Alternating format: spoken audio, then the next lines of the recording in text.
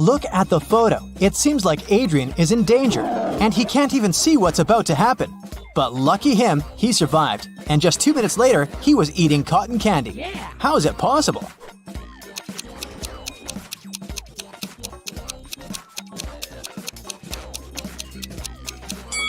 Adrian is at a zoological museum. Look closely. The tiger is behind thick glass, and it's not even moving at all. It's just a statue, so it was completely safe for Adrian to stand there. The police were chasing a criminal who had just robbed a little store in a city suburb. They'd been chasing his car for a while, but then the vehicle took an unexpected turn and won some time. The police followed it and a minute later arrived at a gas station.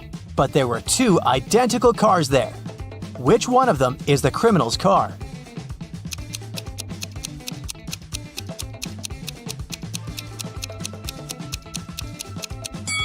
It's this one. Look, the gas tank is on the opposite side, so the car is here not to get filled up, but to blend in. Max, a cute dog, was staying in a dog hotel while his family was on vacation in Greece. 2 weeks later, 3 men came to pick him up, all claiming to be his owner. Who do you think the real owner is?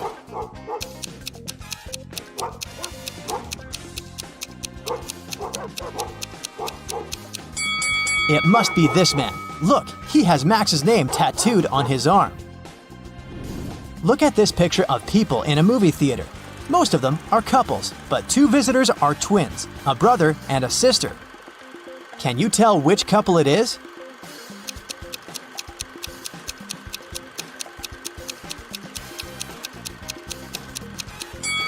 It must be these 2.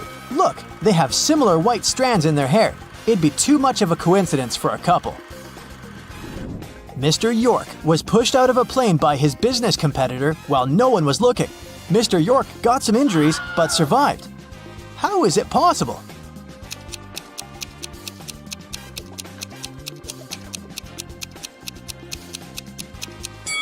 Think outside the box to get it right. When it happened, the plane was still on the runway. Okay, let's have a little break now. I'll be showing you an emoji, and your task is to find the one that doesn't belong to the group. Ready? Here's the first one. What do you say?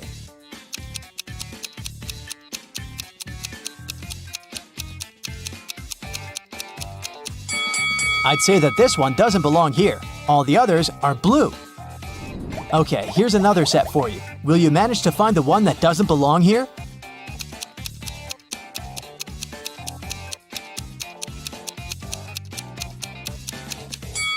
All of them except for this one are sports equipment.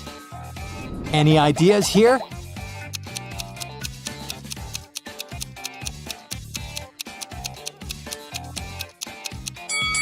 Yes, they're all summer related, but this one doesn't really fit in. And the last set for you. Will you manage to find the odd one?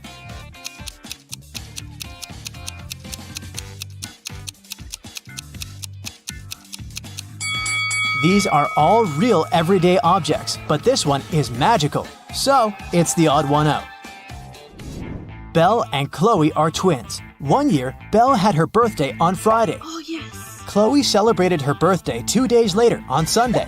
The guests who came to both parties didn't believe that twins could have birthdays 2 days apart, but the girls showed their IDs and explained everything.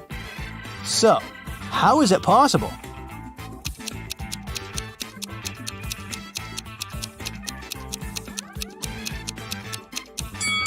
The twins were born at night. Belle was born right before midnight on February 28th, and Chloe was born right after midnight on March 1st. This year was a leap year, and February 29th came in between these dates. Inoni lives on a farm where she has horses, rabbits, and chickens. Here's what she says about her horses. All of my horses except for 2 are black. Also, all of them except for 2 are brown. And all of them except for 2 are white. How many horses does Inoni have? And what color are they?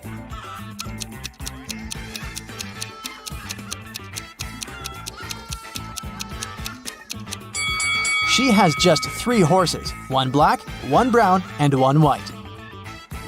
There was a diversity week at school, and one of the students was robbed. Detective Callum interrogated 3 main suspects. Eliza said she'd been working in the cafeteria the whole time. Asher pointed at one of the flags and said he'd been fixing it since it had been hanging upside down. Naya said that the student who had been robbed was her best friend, so she never would have done that. Who's guilty?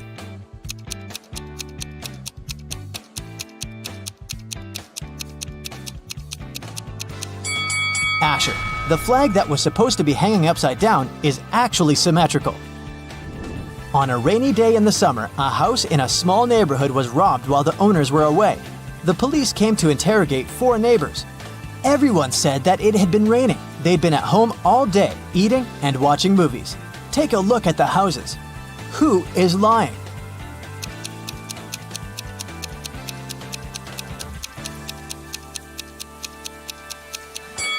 Reed is lying. Look, the ground under his car is wet, which means he arrived after it had started raining. So, he did leave his house. Miss Virginia Dell was a rich gentleman's daughter. She was staying at her hotel room when a security guard called her. He told her to run away since the criminal was going up to her room. Miss Dell ran to the elevators, but in each of them, there was a man. Which elevator is safe for her to use?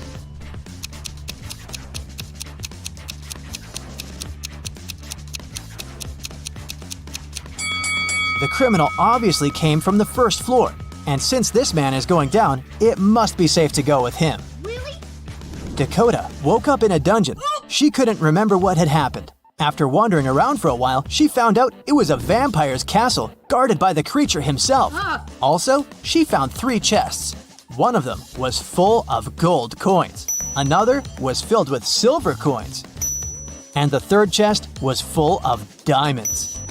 Dakota could take any chest with her, but she wouldn't be able to get past the vampire anyways. What should the girl do?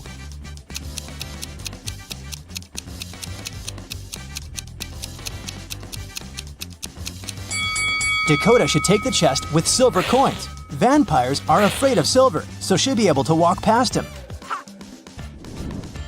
Amelia is participating in a game show, and here is her last task. If she completes it, she'll win. She has cubes with these numbers. She should use 3 of them so that the sum total is equal to 30. Which ones should Amelia use?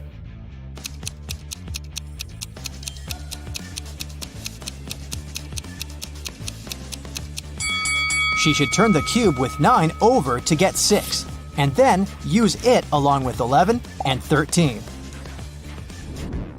Sienna must leave the house in exactly 9 minutes. The power is off and her cell phone battery is flat. Sienna has 2 hourglasses. One measures 7 minutes and the other measures 4 minutes. How can she use them to measure exactly 9 minutes?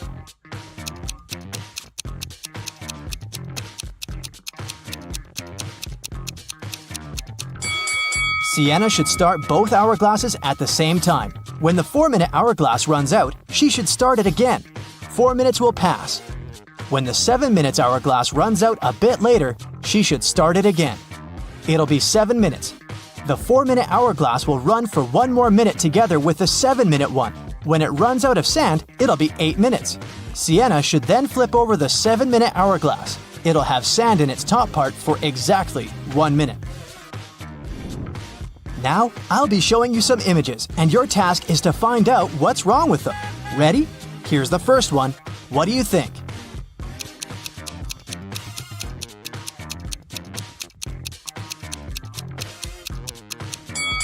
This car has no steering wheel. Easy. What about this picture? Can you notice anything odd about it?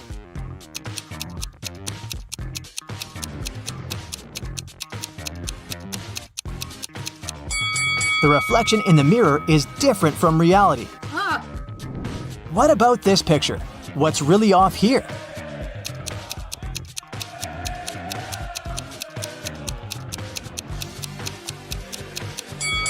These people are playing soccer, but they're playing it with a basketball. What about this picture? Do you see any mistakes here?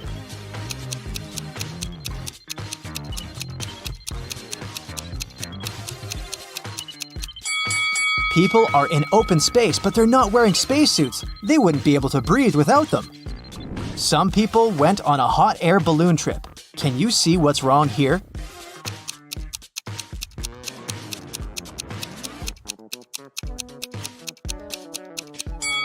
This is definitely not a hot air balloon. Take a very close look at this picture and try to find a mistake. Can you see it?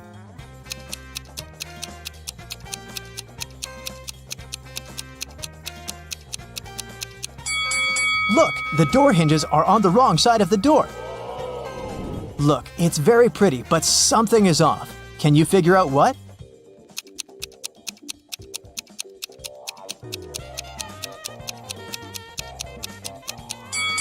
Pay attention to the rainbow. The color arrangement is incorrect. What about this winter paradise? Do you see anything that doesn't belong here?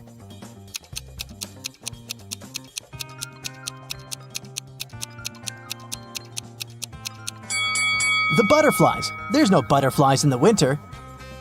Next one, this cool space picture. Do you see what's wrong with it?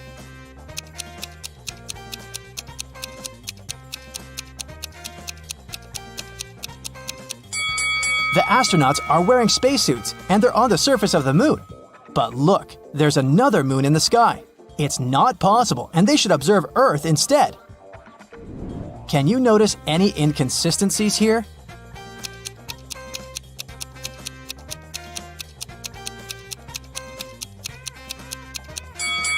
The label on the carton says that it's almond milk, but then why is a cow pictured on it too? Sarah was in her hotel room when she heard a knock on the door. When she looked through the peephole, she saw a man standing outside. "Sorry for bothering you. I'm the hotel manager," he said. "Our database has crashed, and I need to recheck some information."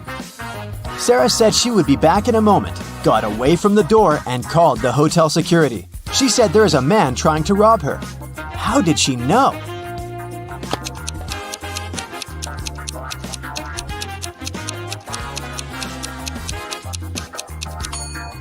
Look at the man's name tag. It's a female name. He's not the real hotel manager. When Anna got to school, she noticed that her friend Joan was very upset. It was just the beginning of the day, but someone had already stolen her backpack. Joan left the classroom to go to the bathroom, and at that moment, someone must have got inside and stolen her things. Anna started her own investigation. Jenna from the robotics lab said she'd been fixing a robot that morning. Kate from the cheerleading squad had just begun her practice, and James said he'd spent 3 hours trying to solve a math problem and was now exhausted. Anna knew right away who had taken the backpack. Can you figure it out?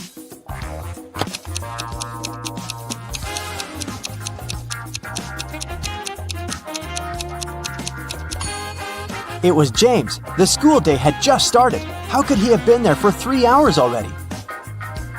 On a beautiful morning, Michael and Christina went on a hike.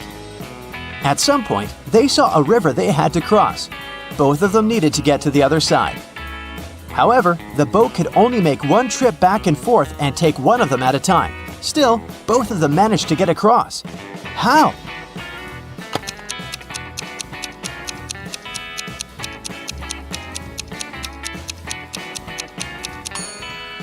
That's easy.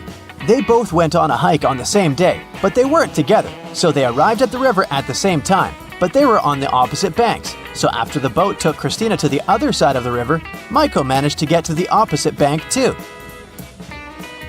At a party, there were 9 candies in a box. 9 people took 9 candies, but 1 candy was still in the box. How could that be possible?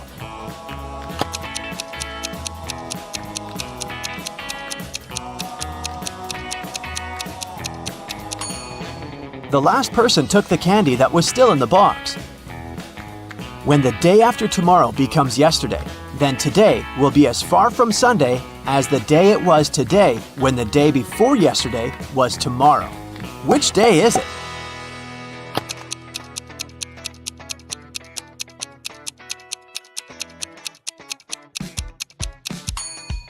It's Sunday.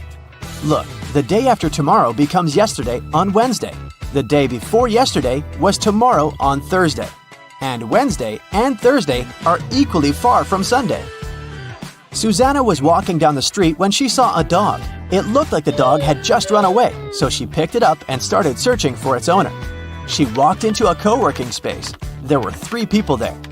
Susanna knew immediately who the owner was. How did she figure it out?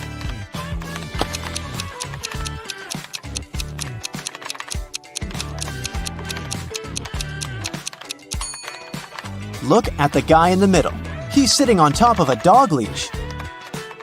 It was Brian's birthday, and he organized a game for his friends. He placed 2 cards, one yellow and one red, inside a box. The rule said that if a person picked the red card, they would win $7,000, but if they picked the yellow card, they would have to pay $700. Nobody knew that Brian had lied. He'd put 2 yellow cards inside the box instead of one red and one yellow. Brian's friend Sandra watched her friends lose the game one by one.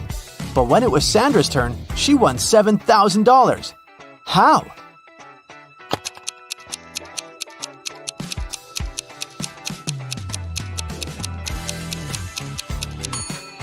When it was her turn, she picked one of the yellow cards, not showing it to anyone. Then, she picked the remaining card, which was also yellow, and showed it to her friends. Brian had to admit that the first card she'd drawn and hidden was red. Otherwise, all his friends would know he was a liar. Way to go, Sandra. Amy has to escape from a high-security room, but to do so, she has to solve a riddle. There are 2 strings in the room, and the only information she has is that each string takes exactly 1 hour to burn. She needs to time exactly 45 minutes with the help of the strings. How can she do it?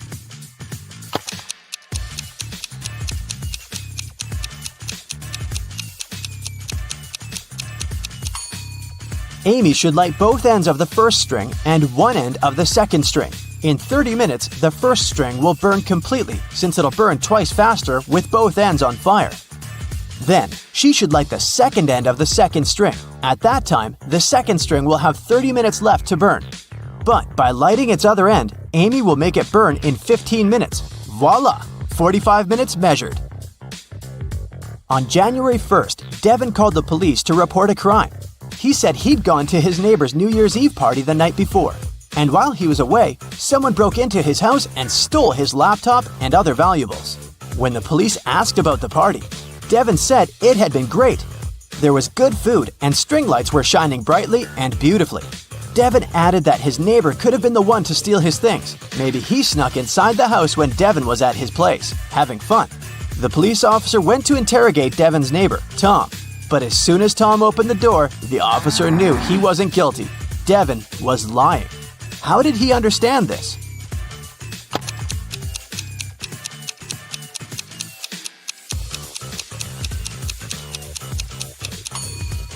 Look at the string lights on the tree. They're missing 3 bulbs. It means they couldn't be working the night before. Devin is lying. Matthew was on an expedition to the South Pole. He had been exploring the area for days when a storm began. Looking for shelter, he managed to find 2 caves. In the first cave, there was a very hungry-looking polar bear. In the second cave, the air was filled with toxic gas. Which cave should he choose?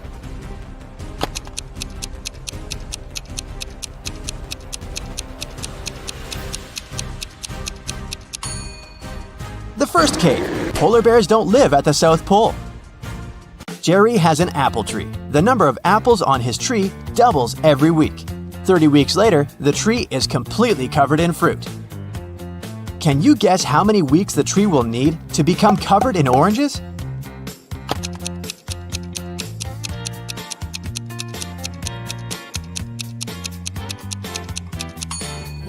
Oranges don't grow on apple trees, but if I asked you about apples, the answer would be 29 weeks, because, as we know, the number of apples doubles every week.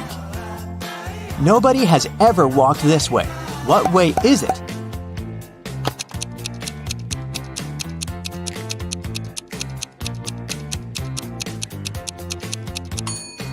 The Milky Way. Dave was held in a 150-foot-high tower of an ancient castle. In his cell, there was nothing other than a pair of scissors and a 75-foot-long rope. Despite this, when the guards came to check on him the next morning, they saw he had managed to escape. How did he do it?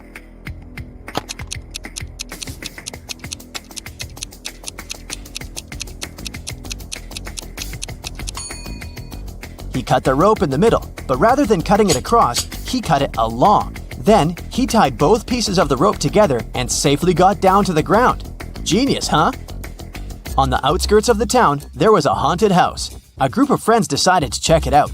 They went there at night, but as soon as they got there, one of the friends, John, refused to go inside and tried to stop the others. But they just laughed at him and went inside, leaving him behind. There were several terrible crashing sounds coming from the house. And then everything went still. John never saw his friends again. How did John understand that there was something seriously wrong with the house?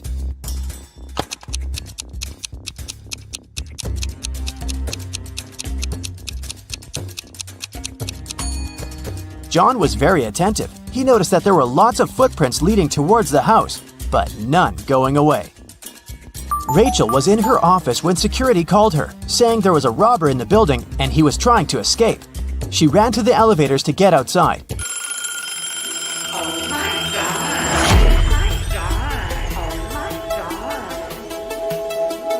But two elevators arrived at the same time. In each of them, there was a man that looked suspicious and could be the robber. How can Rachel understand which elevator is safe to take?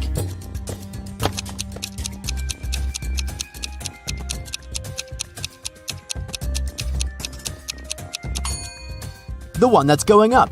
If the robber is trying to get out of the building, his elevator will be going down. So Rachel should take the one going up. Betty has a sister, Amy. Gail is Betty's mother. Meanwhile, Dan is Gail's father and Samantha is Dan's mother. Can you figure out how Amy is related to Dan?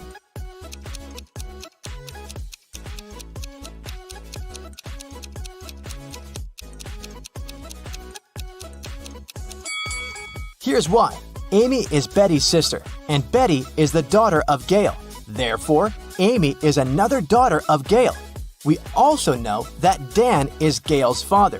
Therefore, Dan is Amy's grandfather. Betty is going on a date, and she's a little late. Her boyfriend, Stan, is already waiting for her inside their favorite coffee shop. Can you find him?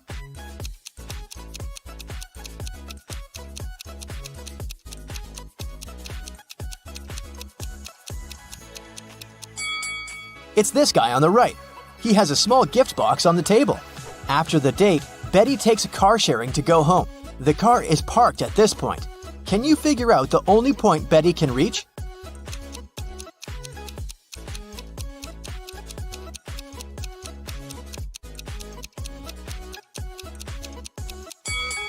If Betty takes this weird route, she can only reach point 3. One of the most popular mailing websites is facing a system error. That's why the passwords of some clients are changed. Betty writes a message to the company's representative. My password is altered. I'm not able to log in. The company replies, this time your password is distinct and it has 8 letters, out of which 2 are the same as in your previous password. Betty replies, thanks, now I can log in. Can you figure out Betty's old and new passwords?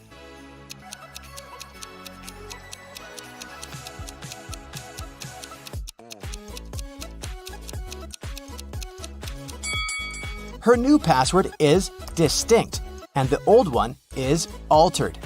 Betty arrives at her favorite swimming pool and spots something really weird. Can you see it too?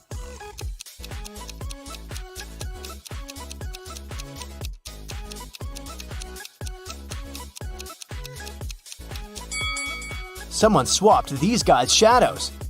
After swimming training, Betty goes to the public shower. There are other people in shower cubicles nearby. Can you spot who's unwanted here?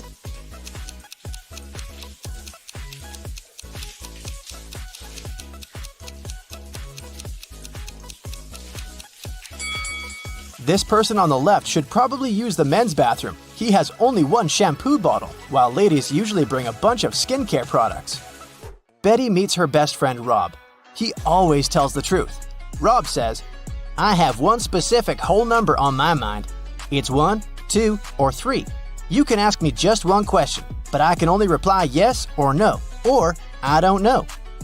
What question will you ask to figure out the number I'm thinking about? Can you help Betty?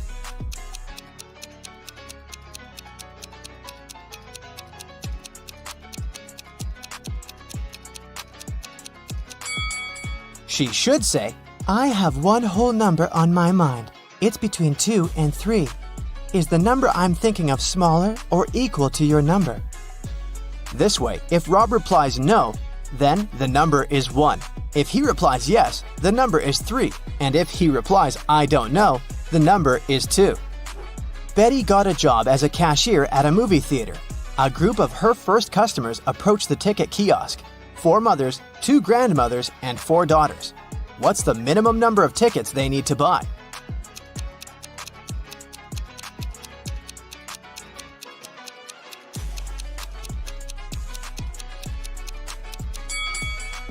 Only 6. Betty has 3 keys that open 3 different doors. How many attempts does she need to figure out the key for each door?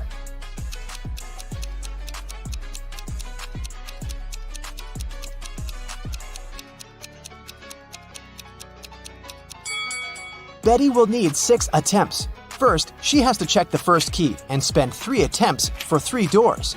Then, check the second key, 2 attempts for the remaining 2 doors. And then, use the third key to open the last door. Betty enters the cafeteria and spots a thief right away. Can you see this person too?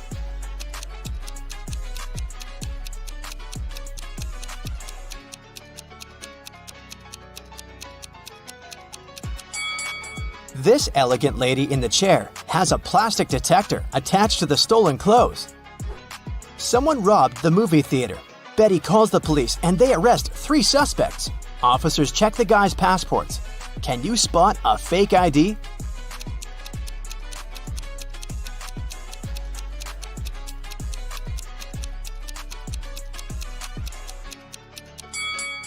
Most passport pictures have a white background, so the one in the middle is fake. Late at night, Betty is walking home in a snowstorm. She meets her neighbor walking a dog in the street and freaks out. Can you guess why?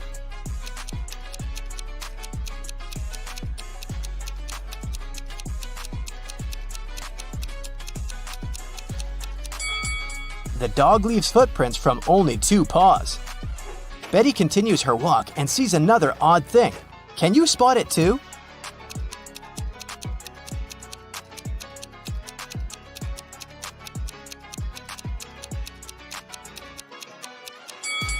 It should be the moon, not Saturn.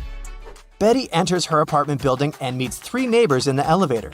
One of them is a werewolf. Can you guess who?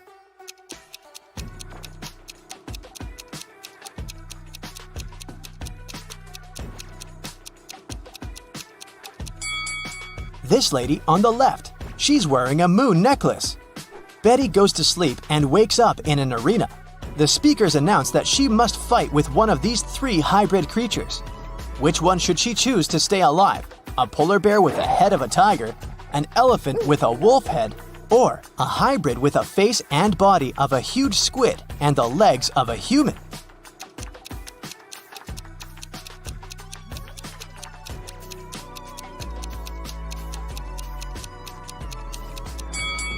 Betty should choose the 3rd hybrid. Since its body has gills, it won't be able to breathe and fight outside water. After the fight, Betty gets an invitation to meet the major investor of this competition, King Harold. She enters a big, beautiful hall and sees 6 people sitting in front of her. They're wearing the same outfit and look very similar. It's very hard to tell who's the real king here.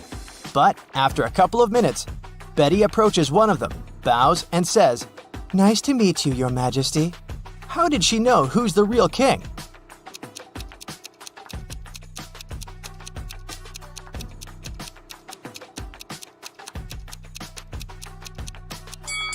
All the other guys were looking at the king very attentively to imitate his manners and actions. Meanwhile, the real King Harold was sitting calmly. Betty returns home and faces bad news. Her cat Fluffy is missing. Betty questions her neighbors. Lily says, "Sorry, I didn't see any cats. I'm working from home. I spent all day working on my new book." Vanessa said, "I haven't seen Fluffy today, and it's cool because I have a terrible allergy to cats." And Bob said, "I think I heard a cat meowing on the balcony a couple of hours ago." Can you guess who stole the cat?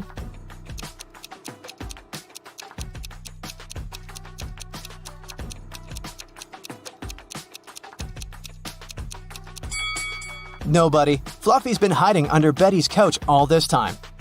Betty's boyfriend Stan lives just a couple of blocks away from her place. Betty calls him on FaceTime and invites him over. But Stan says, "Sorry, honey, I've just got home feeling very sick. I'd rather go to bed early." Betty yelled, "Liar!" and hung up. Why?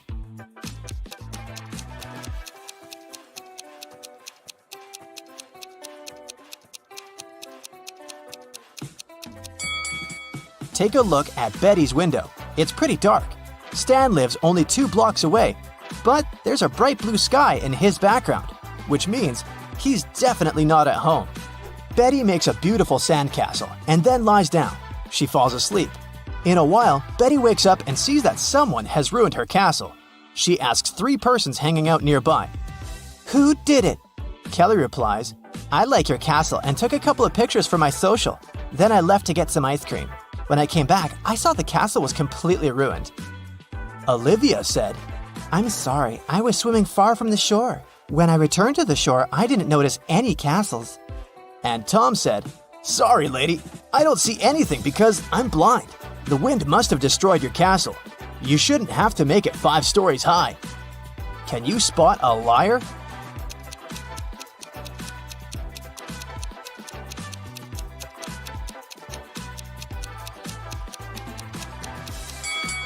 Tom is lying. He said he was blind. How did he learn the castle architecture in detail? Betty is using an app to find accommodation for her vacation. She likes 3 offers.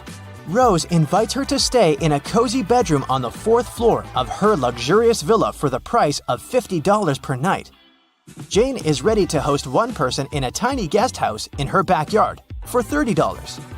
And Tyler offers to rent his boat for $200 per night. Fishing equipment is included. Only one of these advertisements isn't fake. Can you guess which one?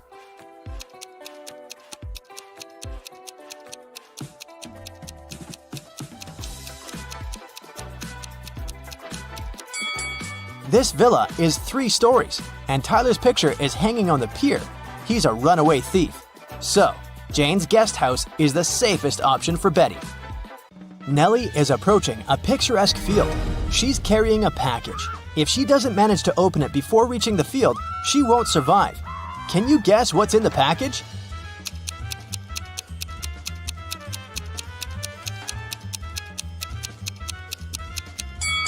Nellie is skydiving. There's a parachute in her package. After a safe landing, Nellie decides to take a walk in a sunflower field. Can you help her spot 3 odd things about this area?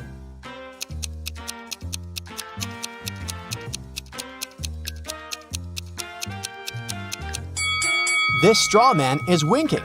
This sunflower has teeth, and there are 2 suns in the sky. Nellie walks too far and gets lost in the woods. She wanders around for a while and meets 4 guys sitting on one big tree. Can you help her rank them in order of foolishness?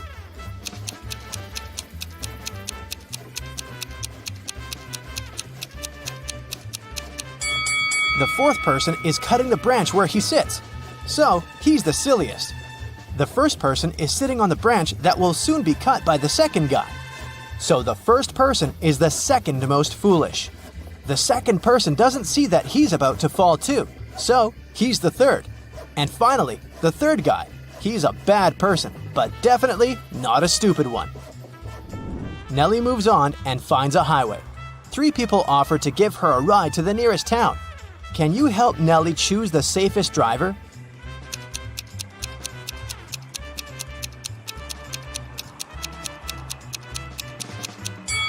Take a look at this guy's car. Its tires are flat, and there's a puddle of engine oil spilled out of the car. Probably not the safest choice. Oh. This beautiful lady and her car are both translucent because they're ghosts. As for this gloomy trucker, he looks pretty reliable. Yeah. Nellie enters the local coffee shop and meets 2 ladies. Both ladies tell her that they are daughters of a famous billionaire. Can you guess who's lying?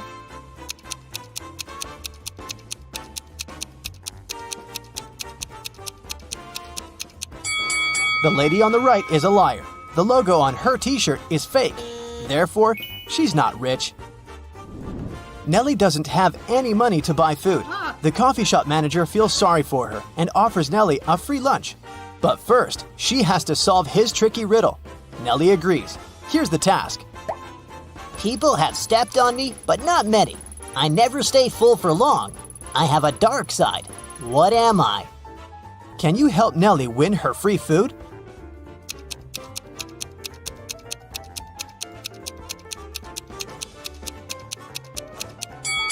The correct answer is the moon. Nellie is eating and looking through the pictures hanging on the wall. Suddenly, she sees something weird. Can you spot any odd details too?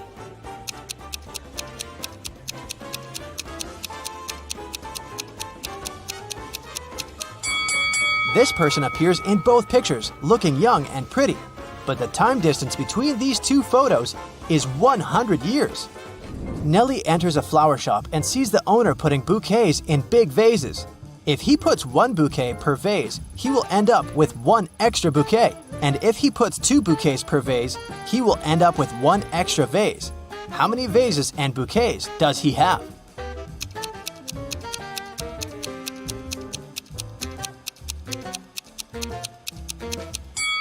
He has 3 vases and 4 bouquets.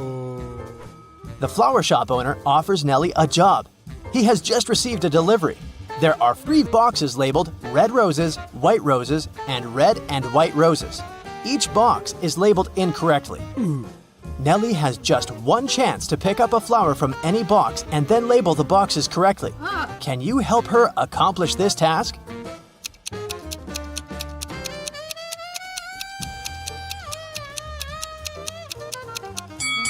Nellie should take a flower from the box labeled as red and white roses.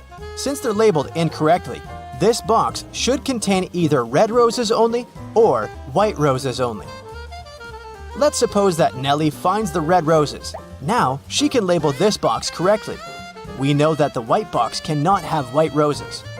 Therefore, now Nellie can label the remaining 2 boxes correctly.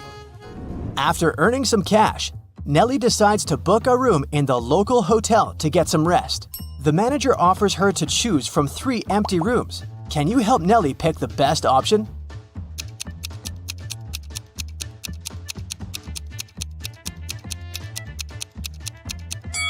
There are cracks in the window glass in the first room. Very unsafe. And there's a zombie hiding under the bed in the third room. So, Nellie should choose the second one. Nellie locks herself in the room. She opens the window and stands nearby, breathing fresh air. Suddenly, she throws something out of the window. Nellie passes out very soon after doing that. That's a mystery because she's perfectly healthy and nobody did anything to her because the door is locked.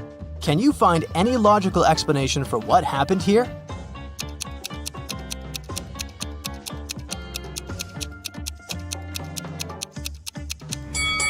Nellie decided to throw a boomerang out of the window.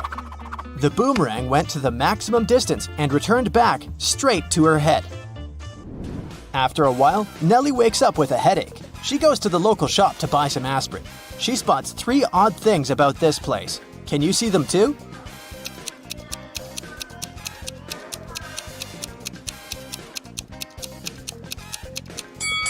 There's corn on the shelf along with napkins and toilet paper. The announcement offers an 800% discount. That's too good to be true. And finally, the shopkeeper is wearing 2 pairs of glasses. Suddenly, the shopkeeper begins to yell, "Someone stole my money!"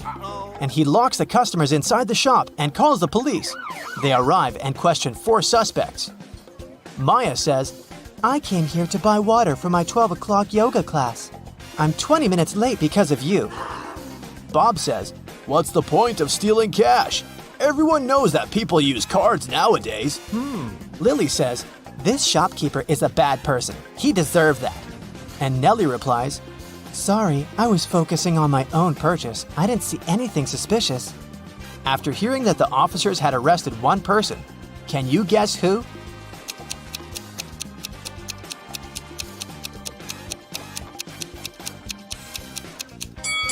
Maya, take a look at the clock on the wall. It's only 10 a.m. She's not late, therefore she's lying. Nellie is walking down the street. She sees a cozy garage sale organized by Miss Green. The fixed price for any item is only $1. Amy buys an old dress.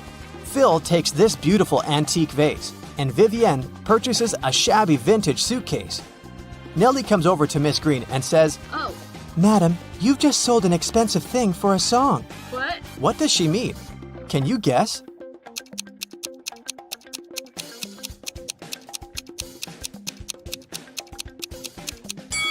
Vivienne lifts this suitcase quite easily, so it's probably empty. And besides, it has holes in the bottom. Therefore, it can't be precious. This vase isn't antique. It has a sticker from a dollar store. Although this dress is dirty and torn, it has a large, expensive brooch pinned to it, so many gemstones can't cost just $1. Nellie asks Miss Green if she can use her bathroom. Miss Green says, Sure, it's at the end of the corridor. Nellie is walking down the corridor and confuses the doors. Nellie ends up in this messy kitchen. The door won't open. Can you help Nellie find a key?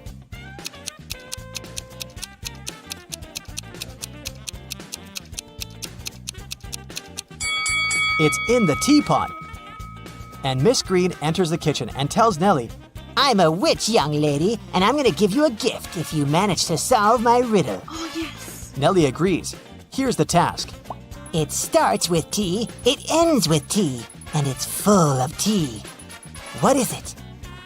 Can you solve this mystery?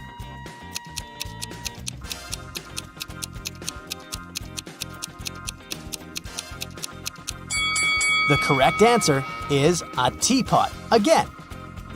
Miss Green brings Nellie to her dusty basement and says, One of these 3 doors leads to a magical world, and the other 2 are fake. You have only one attempt to choose the correct door. Good luck. Oh, yeah. Can you help Nellie out?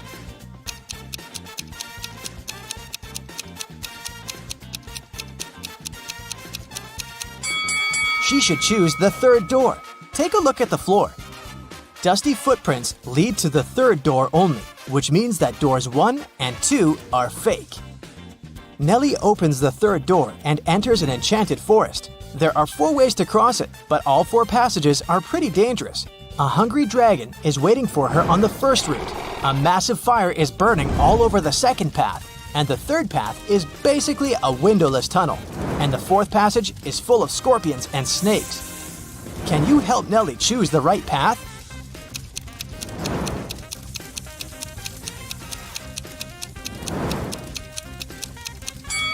She should pick the 3rd way. The tunnel doesn't have windows. But who said it doesn't have an exit? Nellie walks the tunnel and finds herself in a beautiful castle.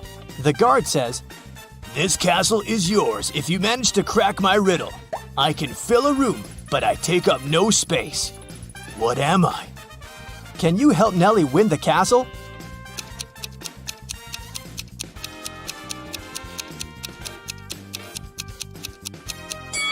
The correct answer is light. Welcome to the food festival. Here's Alice. She sells cold drinks. Alice allows her customers to buy 1 bottle of drink in exchange for 5 empty bottles. Phil brings her 77 empty bottles that he collected at yesterday's party. How many bottles do you think he can get in exchange for those 77 empty bottles?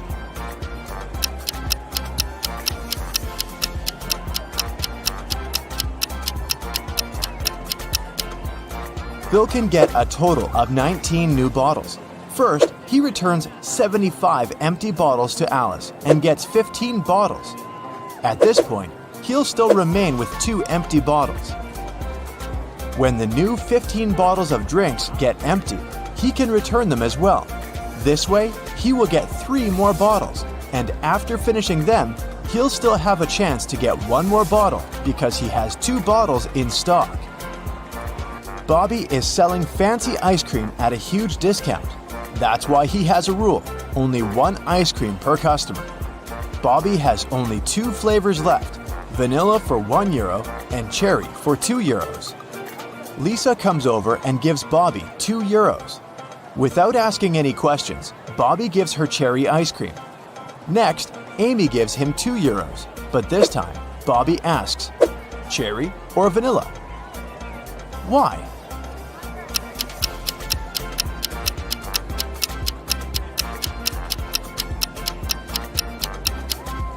Lisa bought a couple of €1 coins. This indicates that she wanted to buy cherry flavor. If she needed vanilla ice cream, she would have paid just €1. Meanwhile, Amy put only one single €2 coin. That's why Bobby couldn't guess how many ice creams she wanted. Jerry is selling sandwiches. There are 4 available flavors, but only one of them is safe to eat. Can you spot which one?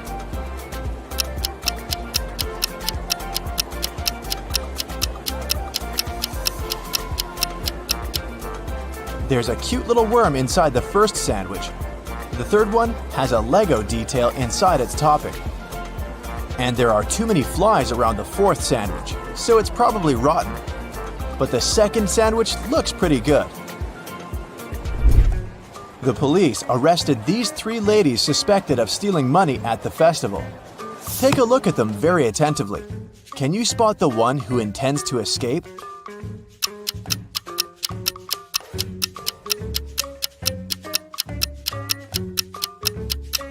The second lady is holding a file under her headscarf. She's probably the one who plans to escape. The food festival hosts a legendary pastry competition every year. Its 14th and 16th champions have the same father, and their mother is also the same. Both champions were born on the same day and time, but they are not twins. None of them were adopted, and both are females. How is that possible?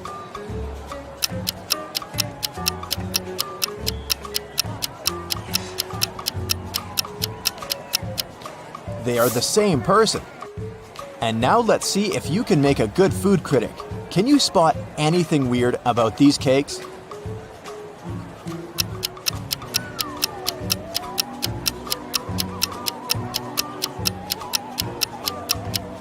This one is mirrored. How about these delicious cakes? Can you see any odd details?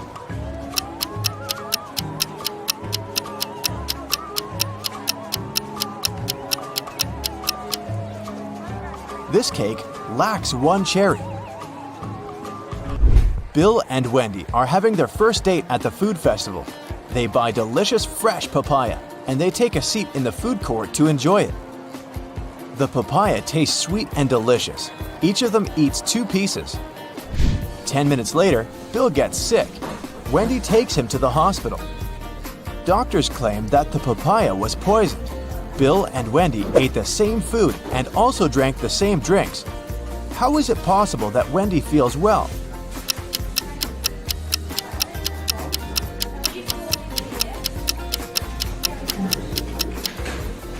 The poison was in the seeds. Wendy threw them away, while Bill ate them all. Alex is observing a sitting lady, but he can't sit at her place if she stands up and leaves. Where is she sitting?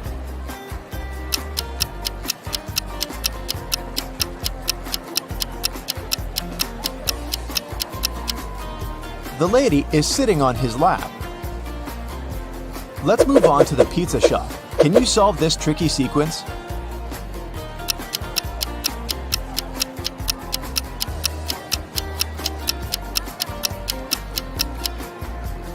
Every segment in the new circle moves 90 degrees clockwise, so the third answer is correct. There are 3 odd things about this coffee shop. Can you spot them?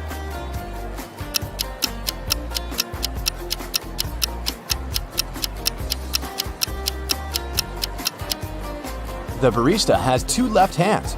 The reflection in this mirror shows everything upside down. And finally, this customer doesn't have a shadow. Miss White is the key investor of the festival. In the evening, one of the guests finds her unconscious in the backyard of the festival location.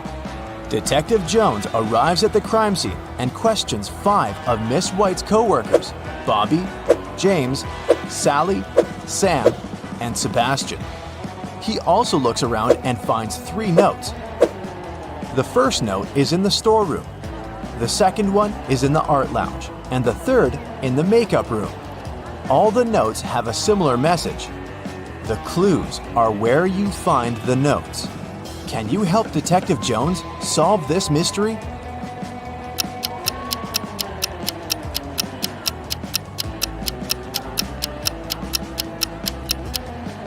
Sam is the criminal. Let's take a look at the rooms. If we take only the first letter of each room, we'll get S, A, and M. Arrange the letters and we'll have the name Sam. Diana buys a chocolate cake and leaves it on the table in the food court to go buy some drinks. Then she comes back and sees that the cake is gone. She questions 3 people standing nearby. Henry says, "I didn't do it. I'm on a sugar-free diet." Miss Green replies, "I'm allergic, young lady. I haven't been eating chocolate for 30 years now." And Kelly says, "I'm sorry, but when I came over, this table was empty, so I occupied it. I didn't see any cakes." Who's lying?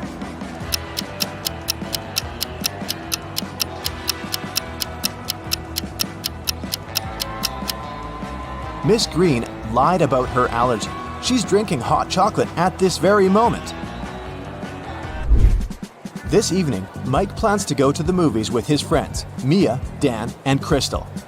He buys a huge box of popcorn at the festival. Then, Mike puts it on the table and tells everyone, The film is about to start in 15 minutes. I have the time to go to the bathroom. Wait here and don't eat the popcorn until the movie starts. In a couple of minutes, Mike comes back and sees that the popcorn box is half empty. Mia says, "It was Crystal." Dan replies, "She's lying." And Crystal says, "Dan is lying." Can you figure out who ate the popcorn?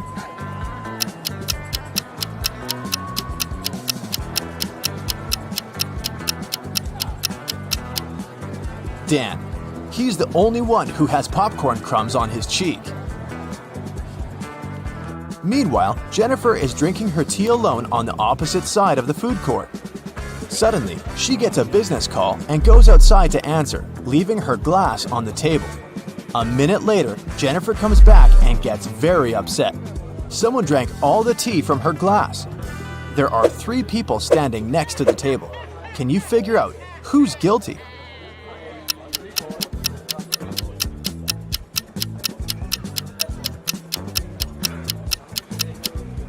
This woman in the middle, she left a mark of her purple lipstick on the cup.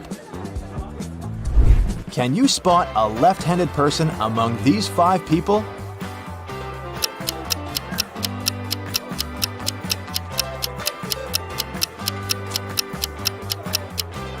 It's the barista. She's holding a tray with her right hand in a static position. Meanwhile, she's serving the drinks with her left hand, so she's most likely the left-handed person. Marta is making a fruit drink. The recipe comprises 90% of liquid and 10% of solid fruit mix. The total weight of the mixture is 20 pounds. After boiling the drink for a while, Marta notices that the liquid starts to evaporate. Now, the liquid comprises just 50% of the total weight. What's the weight of the drink now?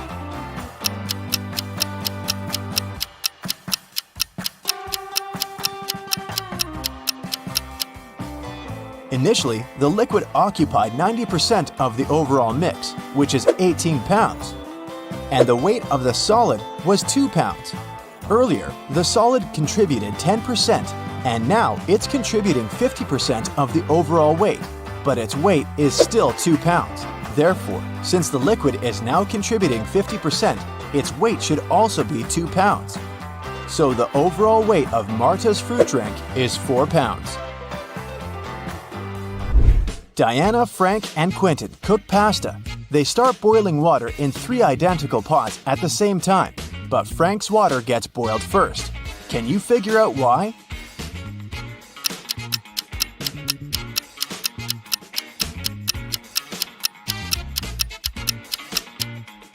He's the only one who closed the lid.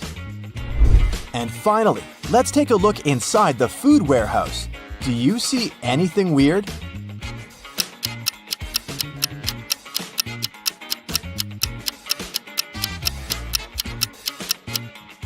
The cabbage has eyes. As a child, Laura adored rabbits. She grew up, became a private detective, and got herself a cute rabbit named Cinnabon. Once, she had to go on a business trip. She asked Sarah, her housekeeper, Annabelle, her cook, and Phoebe, her sister, to look after the animal. But when Laura came back, Cinnabon was gone, and all three women she had asked to look after her pet claimed they didn't know what had happened. Look at them attentively. Who is lying?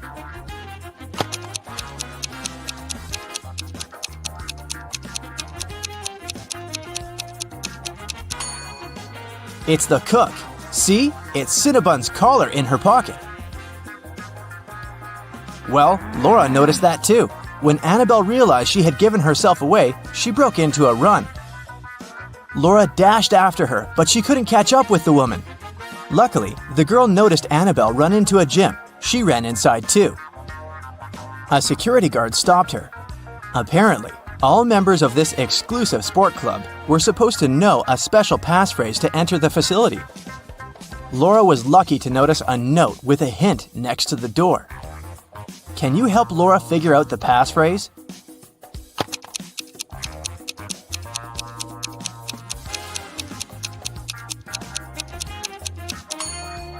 That's "for once in my life." And it was the correct answer. The guard let Laura through. The girl searched everywhere, but didn't find Annabelle. But wait, the showers. When she entered the bathroom, she realized there were 3 people taking a shower there. But a moment later, she noticed that one person only pretended to be cleaning themselves. Who was it?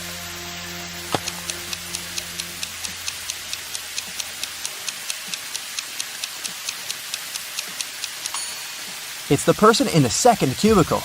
The water is running, but there's no foam. They don't use any soap or sponge. But, surprise, surprise, the person who pretended to be taking a shower wasn't Annabelle. Then where could the cook hide? Suddenly, Laura noticed a white sheet of paper on the floor. She picked it up. It said, "Follow the white rabbit." Look around the room attentively and try to figure out where the girl should go.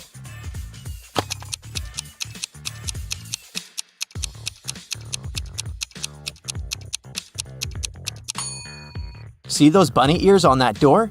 Laura should probably try it. But there was a combination lock on the door. And is that a riddle next to it? Laura started reading. The code is a 3-digit number. 682. One number here is correct and well placed. 635. One number is correct but in the wrong place. 206. 2 numbers are correct but in the wrong place. 738. Nothing here is correct. 780. One number is correct, but in the wrong place. Can you help Laura figure out the code?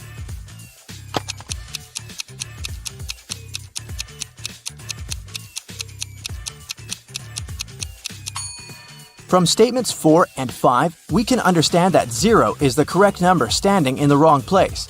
6 can't be the number we need. Otherwise, statements 1 and 2 would contradict each other. In this case, looking at statements 2 and 3, we can conclude that the correct numbers are 2, 5, and 0, and the code is 052. Laura opened the door and saw a long corridor. It led her to a large room. There, she saw a man dressed in black. He was sitting on a throne-like chair, holding Cinnabon. "Well, well, well, here you are," he said. "If you want to get your rabbit back, you'll have to do something for me." Laura had no choice but to agree. "You see, my wife Louisa disappeared during a performance she attended a week ago. Your task will be to find her." And the man gave Laura all the details. The girl questioned 3 witnesses. Dorothy said she had gone home right after the performance and hadn't noticed anything weird. Alina said that she had seen Louisa leave during the break with a tall blonde man. And Anna said that she'd been on the phone with her husband and hadn't seen where Louisa had gone. Who knows something about Louisa's whereabouts?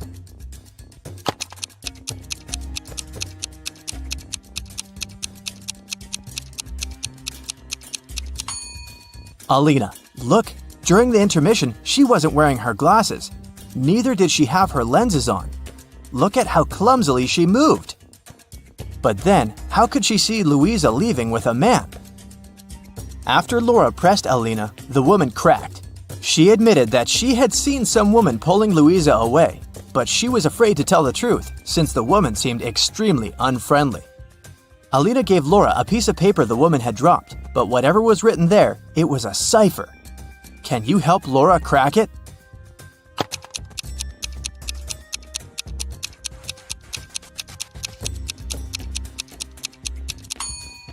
The note says, "At the docks." When Laura got there, she saw 3 buildings. She understood she wouldn't have enough time to search all of them. She needed to choose the one where Louisa was kept, and fast. Can you help Laura?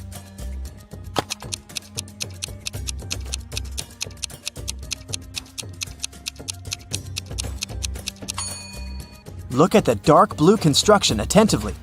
Next to the window, there's the word "help" scratched with some sharp object. After looking around the building, Laura found 3 keys. She needed to figure out which one of them fit the lock. Hurry up!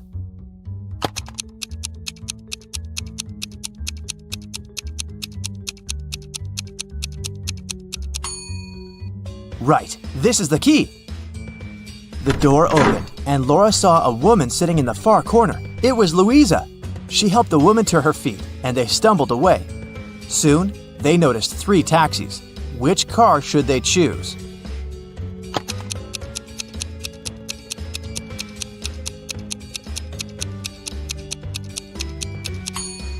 The first one doesn't have a license plate. That's suspicious. And the driver of the second taxi is the very woman who took Louisa away a week ago. She's wearing a fake mustache and a baseball cap, pretending to be a man. Laura and Louisa should choose the third taxi. But luck wasn't on their side that evening. The car broke down before they could get to Louisa's husband. They had to walk.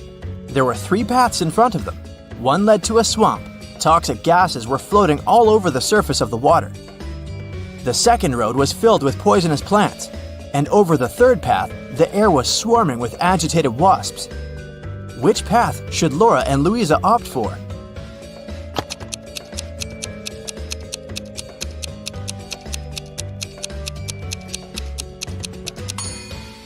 The second. At least the plants can't move, so if the women are careful, they'll be able to avoid touching them. Finally, they arrived at Louisa's house. Once the man in black saw his wife, he hugged her and turned to Laura. "I'm so sorry for using such methods, but I was getting desperate. I can't tell you why, but I had to keep her disappearance under wraps. That's why I chose to involve you. Thank you. I want to give something to you, but to get it, you'll need to crack this riddle." An electronics store owner came to work one day and saw that his safe was open. His money was nowhere to be found. He called the police. When a detective arrived, the store owner explained that the key to his safe was on the same keychain as the keys from his truck. 2 of his employees, Andrew and Ryan, used the truck and had access to all the keys, but the men had always returned them. The detective questioned the drivers. "Someone broke into your boss's safe yesterday. What do you know about this incident?" Andrew said, "I didn't copy the key. I wouldn't even know which one to copy." And Ryan said, "I've been working here for 3 months and have never entered the boss's office yet." The detective understood who the thief was right away. Can you figure it out?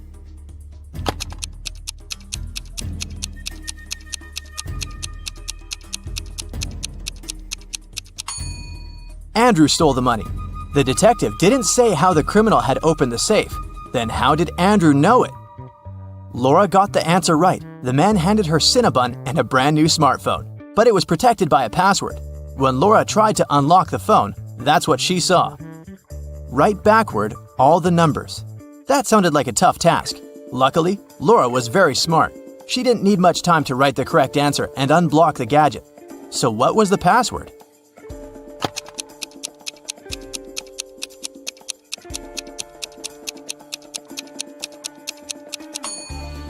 SREBMUNEHTLLA. That's all the numbers written backwards. She couldn't believe her eyes. She'd been dreaming of this all her life, but to get it, she'd have to set off on a very unusual journey.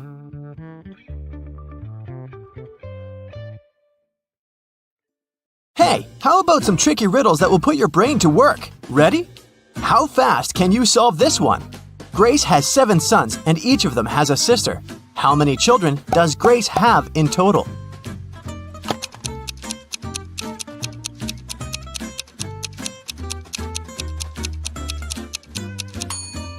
The answer is 8.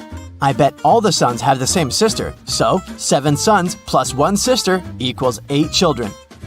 Stephen's family was away this weekend, but he was found unconscious outside his mansion.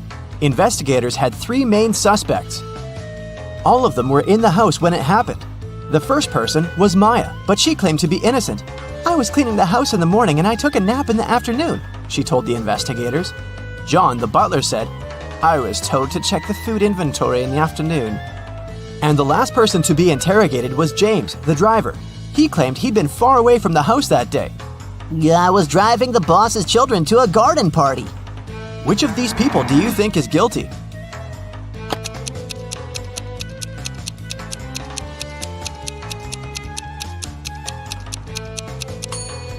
It was James. All family members were away that weekend, so his alibi can't be true. What English word has the same pronunciation even after you take away 2 of its 3 letters?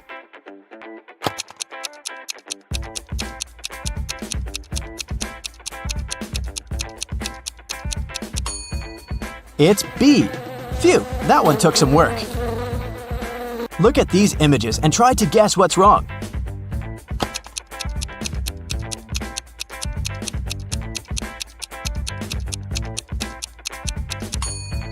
Duh! In the last picture, the woman is trying to eat soup with a fork. Like that would work. On a lazy Sunday afternoon, 7 friends decided to go to the mall. Esme, Evelyn, and Elise grabbed a cup of coffee each, while Ava, Ella, and Emma decided to drink some refreshing soda. Using this logic, can you figure out if Esther chose to drink coffee or soda?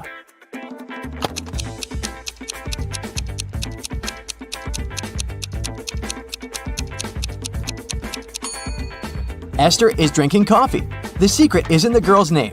Esme, Evelyn, Elise, and Esther all have 2 letters E in their names, just like the word coffee. There were 4 pairs in the basket and 4 people in the room. Each person took 1 pair. In the end, there was still 1 pair left in the basket. How is that possible?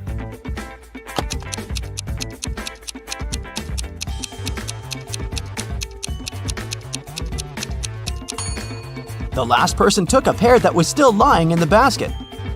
Mary's birthday was coming up and she decided to treat herself to a relaxing day at the spa.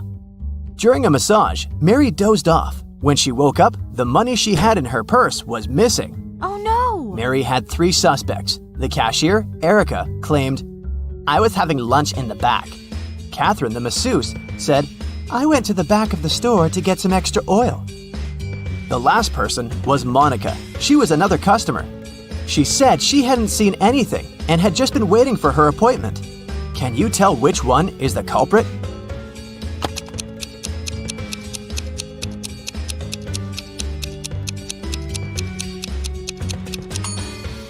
The thief is Catherine. She must have waited for Mary to fall asleep and then took her things. Look at the money hidden behind the oils. Hey, it's time for a hair appointment to trim those split ends. But in this scenario, there are only 2 hairdressers in town who can cut your hair. This guy or this girl. Which one should you choose?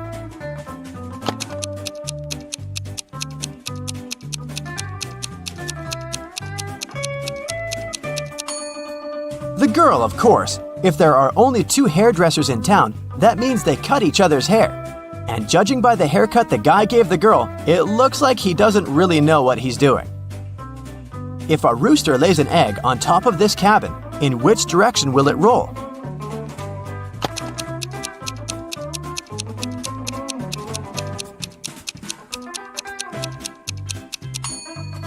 Aha! Roosters don't lay eggs, so it wouldn't roll anywhere. The shopkeeper of an expensive skincare store called the police because someone had robbed his business. He didn't notice the culprit, but according to the security camera footage, there were 3 customers in the store at the time of the robbery. Police officers questioned each of them. Michael said he'd been buying some stuff for his pets. The second suspect, Kayla, was looking for ointments and some aloe vera gel. The last person, Rachel, told the interrogators she'd been busy looking for lotions. Can you tell who's lying?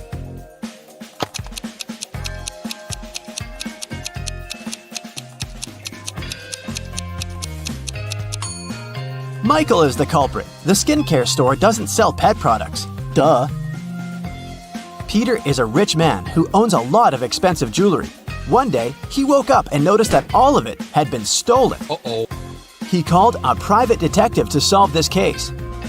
Peter's wife Carla was the first one to be interrogated.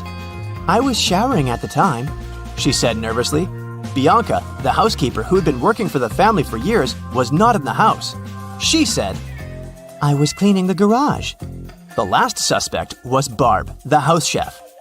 "I was making lunch for the family," she told the detective. Can you tell who stole the jewelry?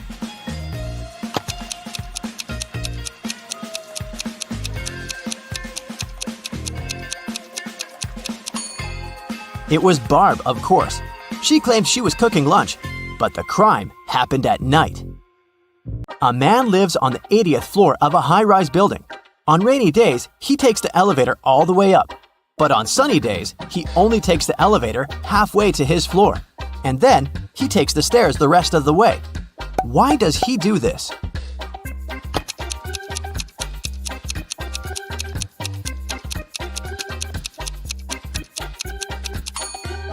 Well, my friends, it so happens that the man is short. Normally, he can only reach the 40th floor button. But on rainy days, he manages to push the 80th floor button with the help of his umbrella handle. Genius, huh? On a rainy day, Miranda decided to work from home. At one point, she went to the bathroom, but when she got back, she noticed that her cell phone and money had been stolen right in her own house during the day. There were 3 people in the house at the time. Her sister Beth claimed it wasn't her. "I was still asleep at the time because I'd gone to bed late yesterday." Her other sister Anna said she'd been taking a stroll in the garden when it had happened. "I was watching the night-scented orchid bloom." And lastly, there was Josh, Miranda's boyfriend. "I've just got home for lunch," he said. What do you think? Which of these 3 suspects stole Miranda's money and cell phone?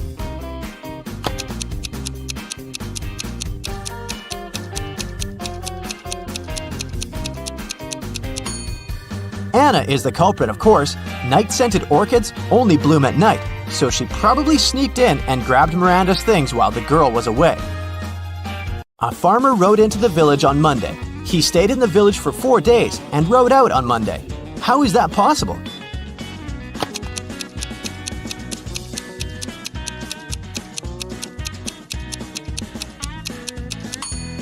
The farmer's horse is named Monday.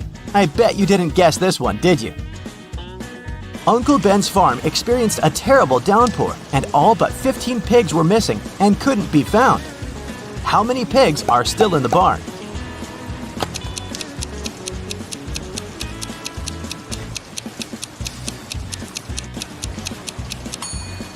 If you said 15, you got it right.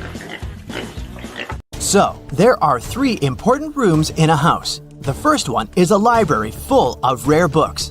The second room stores piles of money and gold. And the third room has boxes full of expensive jewelry in it. In case of a fire emergency, in which room will the police try to extinguish the fire first?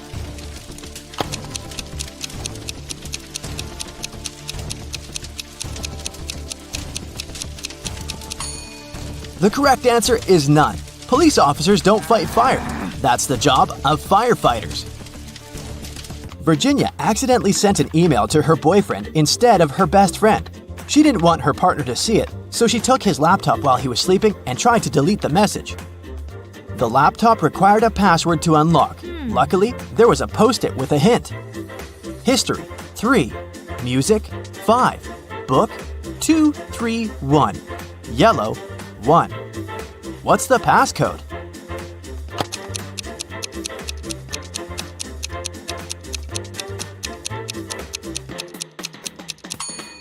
Each number indicated the letter Virginia had to select in the corresponding word. The third letter in history is S. The 5th letter in music is C. The second, third, and first letters in book are O, O, and B, and the first letter in yellow is Y. The password is Scooby. That's all for today, folks. Hope your brain is good and functioning after all these sharp riddles. See you next time! Now, Rosie and Peter are having a date. Both of them are pathological liars. The waiter asks their ages. Peter says, "I'm definitely not over 30." Rosie replies, "I'm 28 and Peter is at least 5 years older than me." Peter adds, "Nah, Rosie is at least 29. Can you figure out their actual ages?"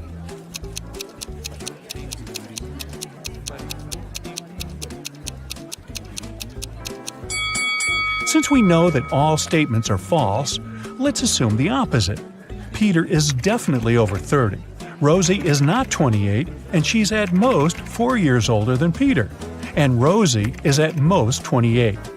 Now, from the first statement, we can conclude that Peter is at least 31 years old. The second and third statements tell us that Rosie is younger than 28. We also know that the maximum gap between their ages is 4 years.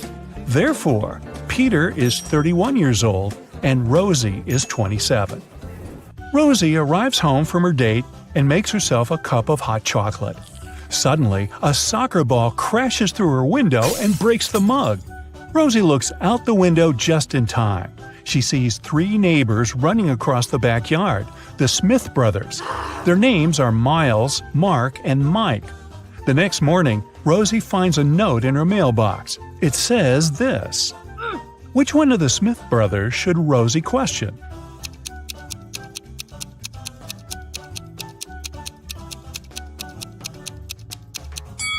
The note reads, "Smith.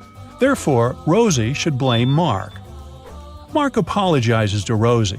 She replies, "I'm going to forgive you if you crack my riddle. So listen carefully. I came first on earth, but second in heaven.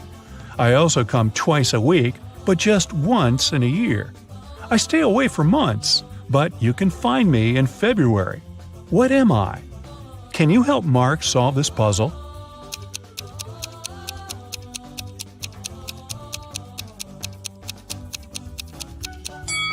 The correct answer is the letter E.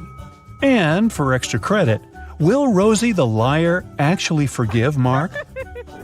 Someone robbed Rosie's house yesterday.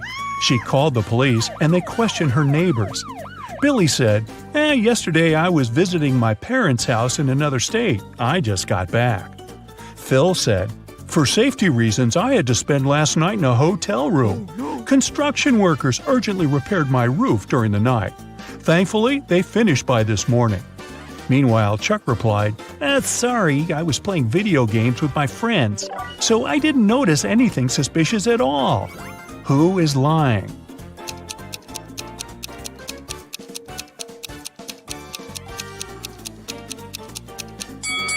Phil. The roof reconstruction should have been finished, but it still looks like a mess. Rosie wants to win a college sports grant, so she trains very hard every day. Take a look at her rivals. Can you predict who's going to win this particular competition?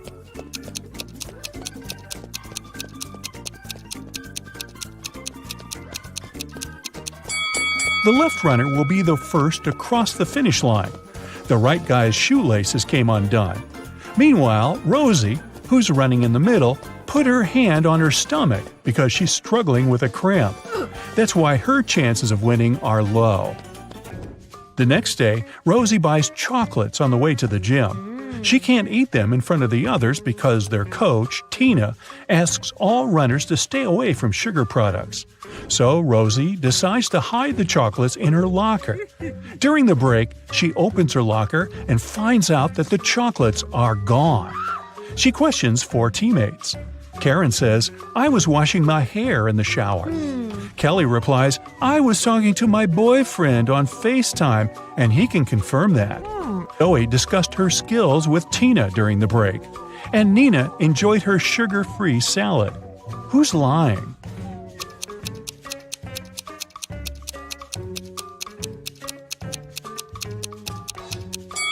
It's Karen. Her hair is dry. What? Rosie is walking home from her training late at night. Suddenly, she sees a sad young lady sitting at a bus stop. The lady got wet in the rain, and the buses are no longer running. Rosie feels sorry for her and says, "My home is nearby. Would you like to have a cup of hot tea?" The lady agrees. As soon as they enter her home, Rosie turns the light on. That's when she realizes that her guest is very dangerous. How?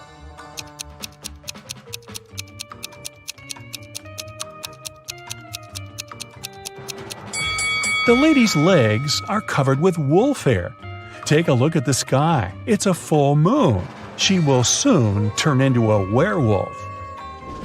Rosie arrives at work, so we can assume she survived the night. Unfortunately, someone locks her in the underground parking. She wanders around for a while and finds 3 ways out, but only one path is safe. Hungry tigers are hiding behind the first door. It's impossible to get through. The second door is guided by a virtual voice assistant reprogrammed to hate people. It threatens to destroy anyone who enters this door. And the third passage is filled with toxic gas that makes all mammals pass out immediately. Which door should Rosie choose?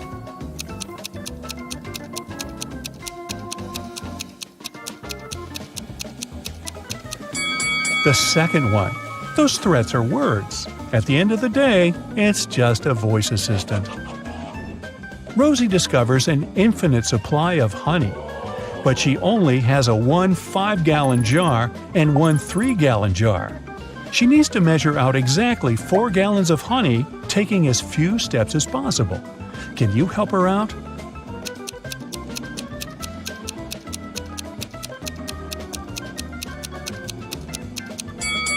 Yep, this can be done in 6 steps. 1. Fill the 5-gallon jar fully. 2. Now pour the honey from the 5-gallon jar into the 3-gallon jar.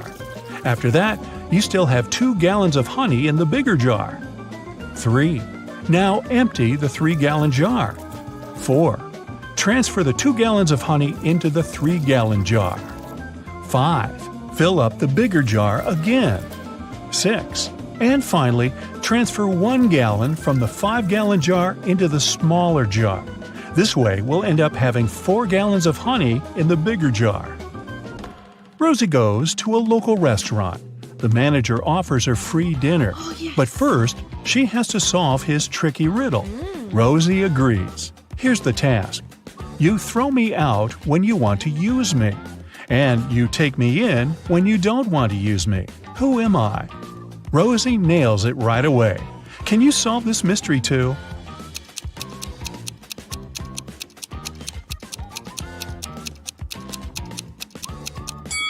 The correct answer is an anchor.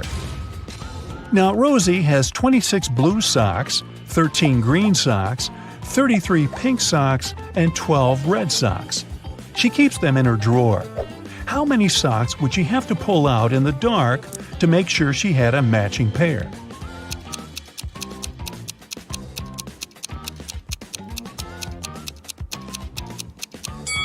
The correct answer is 5. She only has 4 colors in her collection, so 5 socks will guarantee that 2 of them will be in the same color. Hey, great job. Rosie has 4 siblings: Alex, Sarah, Nina, and Willow. All 5 receive some gifts from their relatives on Christmas Day. Rosie opens 25 gifts, while her brother Alex only 24. Meanwhile, Sarah opens 8 gifts, and Nina only 1 gift. Can you predict how many gifts Willow would open?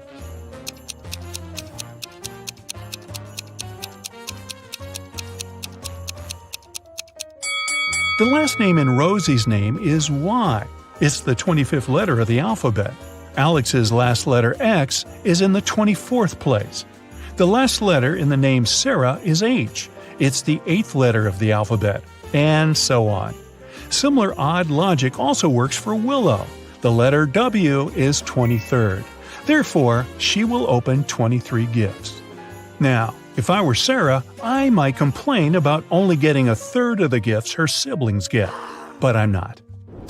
Rosie is looking through her granny's pictures.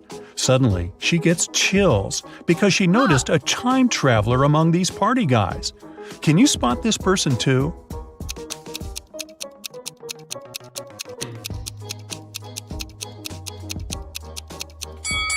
This picture is from the 70s, but this guy on the left has a modern cell phone in his pocket. He's definitely not from this era.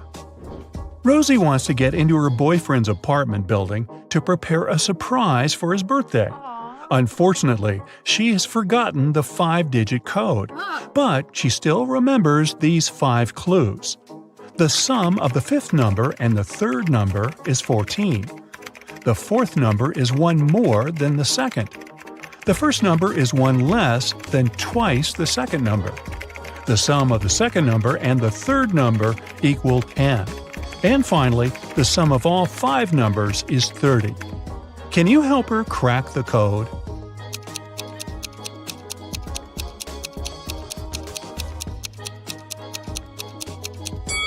The correct code is 74658. Here's some simple math to explain it. Alan is a famous scientist. He invented a special potion that awakens superpowers in humans. One night, he was having a secret Zoom conference with his colleagues. Alan's assistant, Betty, entered the office and brought him some coffee. In a while, Alan said goodbye to his colleagues and fired Betty. Why?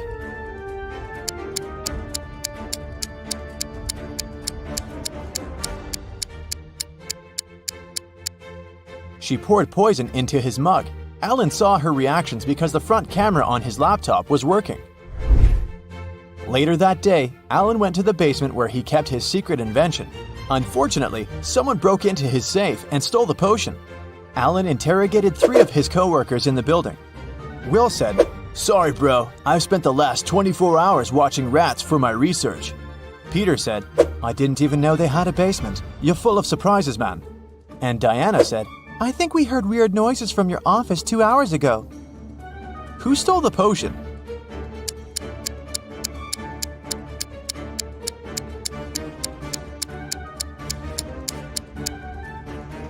Peter. Take a look at his legs. He's levitating. When Peter was exposed, he took off into the sky and escaped. Alan headed to the parking lot, but someone had stolen his car. He called the police and found it across the street. The thief hit a tree and escaped.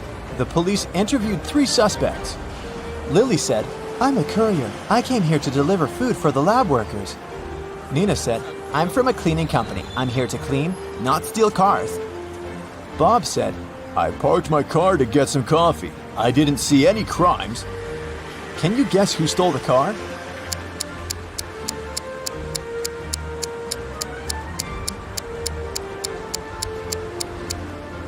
Nina.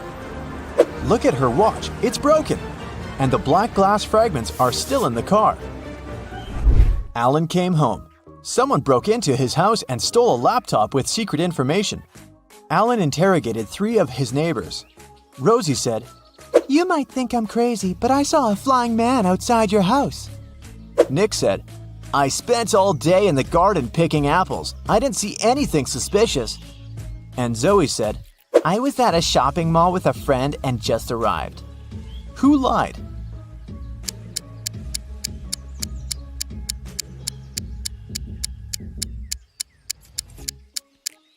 Zoe said that she had been shopping but didn't carry any bags.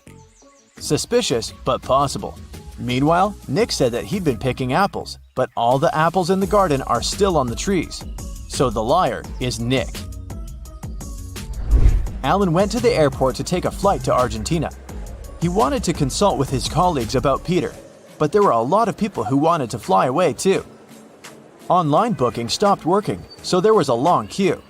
Alan is the 20th from the bottom in a line of 100 passengers. What's his position at the top of the queue?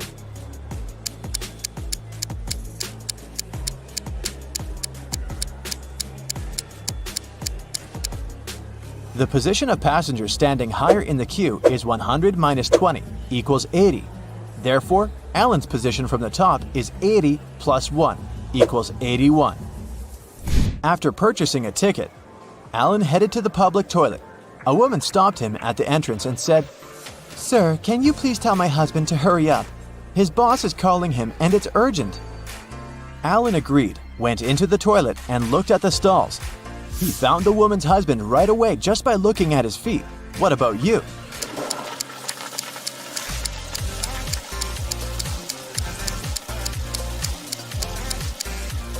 The guy on the left is her husband. They have similar tattoos. Finally, Alan got on a plane and flew from New York to Argentina. It took him 10.5 hours to reach the final destination. After spending 3 days in Argentina, Alan flew back home. However, it took 630 minutes this time, even though the plane flew at the same speed. Can you guess why?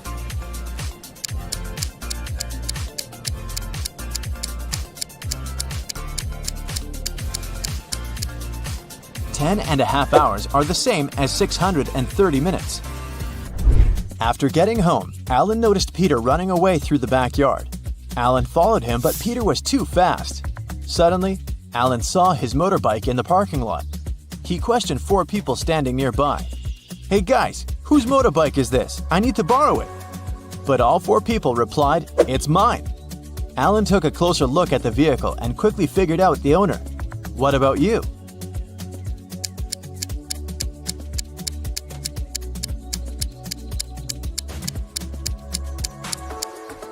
The third guy is the owner.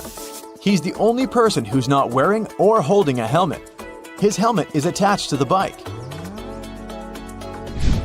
Alan hit the road. He wanted to get to his lab to make an antidote for Peter as soon as possible. There are 4 possible ways to get there. Can you guess which way is the shortest?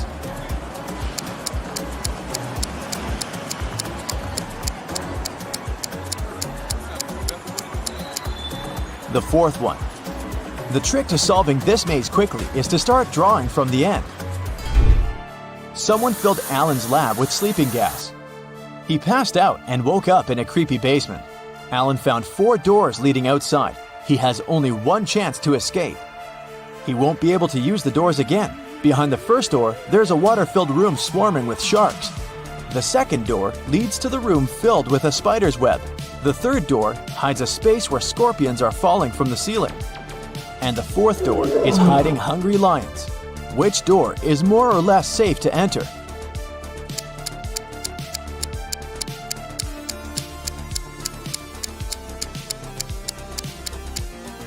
Alan should choose the second door. Although crawling through spiderwebs might be gross, he'll be okay. Alan arrived at Peter's house. Peter lives with 2 roommates, his friend Sam and his brother George. Can you guess which one of these bedrooms belongs to Peter?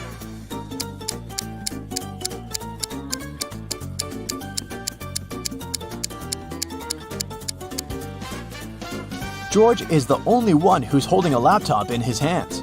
Therefore, his bedroom is the first room that doesn't have a laptop. See this pillow with red hair in the 3rd room? It looks just like Sam's hair color, so it's probably his bedroom. Therefore, Peter lives in the 2nd room.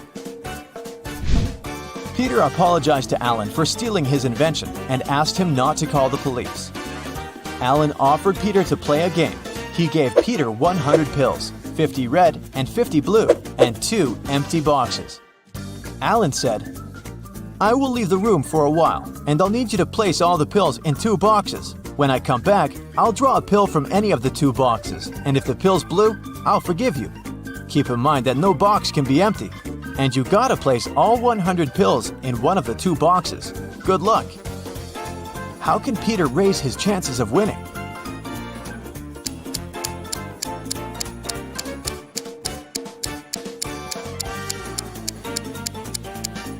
He should put 1 blue pill in 1 box and the other 99 pills in the 2nd box. This way, the chances are 50-50. The next day, Alan decided to explore an abandoned hospital. 1 week ago, the locals reported some strange sounds coming from this house, and some people saw a ghost wearing a wedding dress. As soon as he entered the building, he heard screams from the attic. Alan walked upstairs and found a wedding dress in a closet nearby. The music speaker replayed creepy sounds over and over again. Alan found 3 neighbors and asked them one similar question. "What did you do 1 week ago?" Chuck said, I was on a business trip in London for a month. I came back today. Sarah said, This dress is not mine. I got married in a red one. It suits me much more. and Wendy said, I'm a doctor. I had many duties in the hospital that day. Who's lying?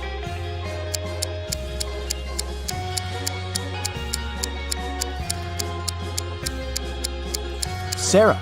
Alan didn't mention the dress, but she started making excuses anyway. Peter was fond of collecting rare coins. When he was 20 years old, he bought a special box to collect his coins. On his every birthday, he put 250 coins in the box. Meanwhile, his sister, who was also fond of collecting coins, took out 50 coins from Peter's box on her birthday. Peter was very surprised at his 60th anniversary when he opened his box. There were only 500 coins inside. How can this be possible?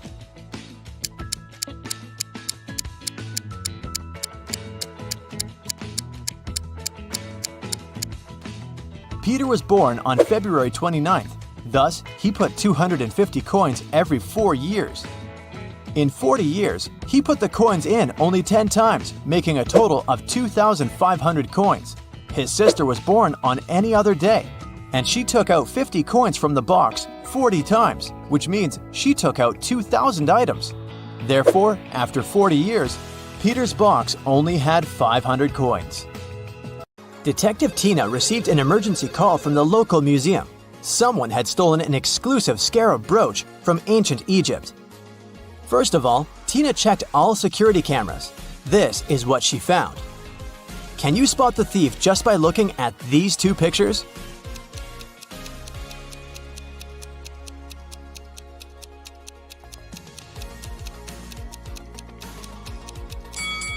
See this guy? He's holding an open paper cup in the first image, but in the second image, the cup has a lid. The guy hid the stolen brooch in his paper cup. Detective Tina hurried to the crime scene. When the brooch disappeared, the museum security system locked all visitors inside the building. But the guards didn't find the suspected person among the visitors. How did he escape? Have you guessed?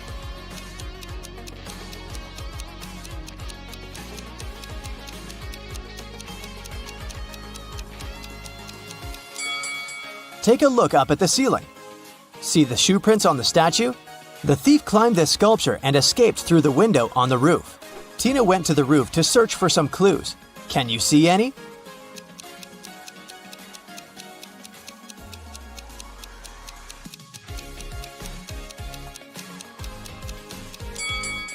The thief left the cup on the roof. There's a coffee shop name written on it. Bright Cup. Tina can visit this place and check the security cameras. Tina arrived at the coffee shop, located just nearby the museum. Unfortunately, they didn't have security cameras, so Tina questioned the staff. Kelly, the barista, said, Sorry, I don't know this guy. I'm just trying to do my job. Mike, the manager, said, This face looks familiar, but I'm not sure where I saw him. And Phil, the guard, said, Sorry, never saw him. You can trust me. I have a perfect memory for faces. Tina knew for sure that one of them had lied. Can you spot who exactly?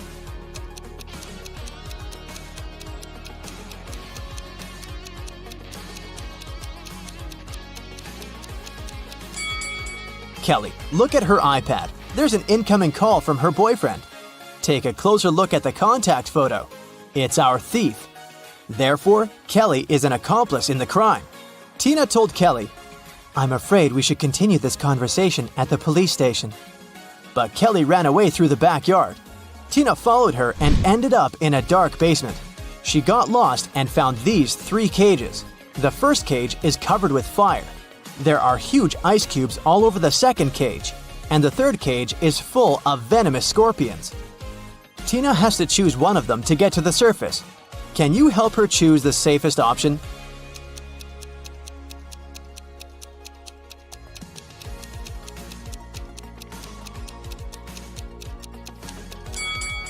The cage with the ice cubes. She can get cold, but it's still safer than the other 2 cages. The police caught Kelly and brought her to the station. During interrogation, Kelly told Tina 4 facts. First of all, this guy's name is Alex. Secondly, He's my ex-boyfriend? We don't get along anymore. We went to the same college and met in history class. And finally, I don't know why he'd stolen this stupid brooch. One of the facts is false. Can you guess which one?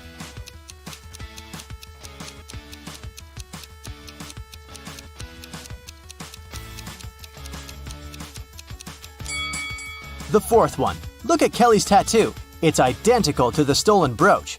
She definitely knows something about the stolen item. Kelly confessed that the thief might be hiding in an abandoned castle site outside the city. Tina went to check it out.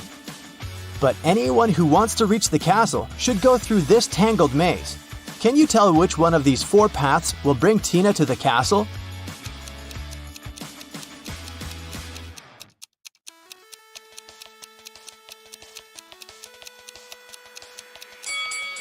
The first path leads to the pond with crocodiles. The third one leads nowhere. And the fourth way goes back to the beginning. So Tina should choose the second path. Tina entered the castle and saw a room full of ancient artifacts. She spotted the thief right away. What about you? Can you see him?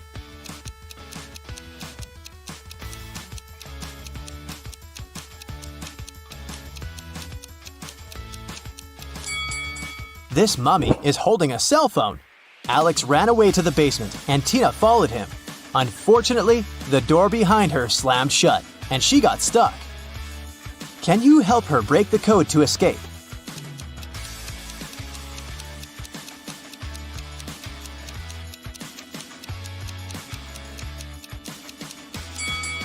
A calendar on the door says, "You force heaven to be empty." If you read the sentence again, you're going to hear a 7-digit code.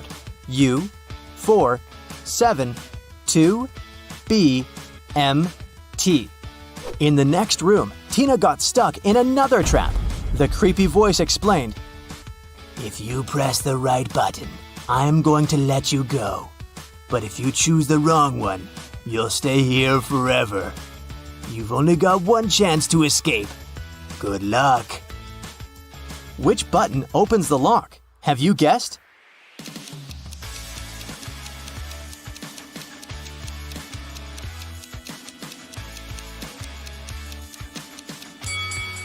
She should pick the black button.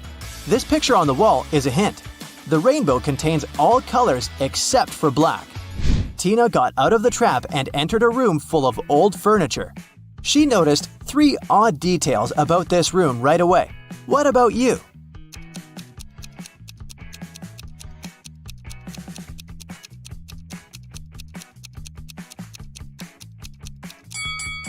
There are books in this burning fireplace, but they don't burn. Take a look at this painting on the wall. This lady's winking. And the reflection in this mirror doesn't match the room at all. Tina found Alex near these underground gates leading to an ancient underground city. He explained that the scarab brooch hid a secret key, but there are 4 different locks on the gates. The guys only have one attempt to choose the right one. Which lock should they pick?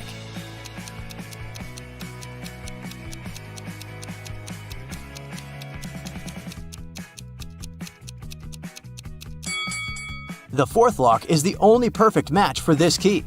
The guys opened the gates and entered the city. Alex had a map, so he ran away to find the treasures and left Tina alone. She looked around and noticed a 3-way road pointing to the north, west, and east. Tina didn't know where to go. Suddenly, she saw a lady. The local citizens always reply truthfully, but they answer only one question if they're talking to a stranger. What should Tina ask to figure out the right direction?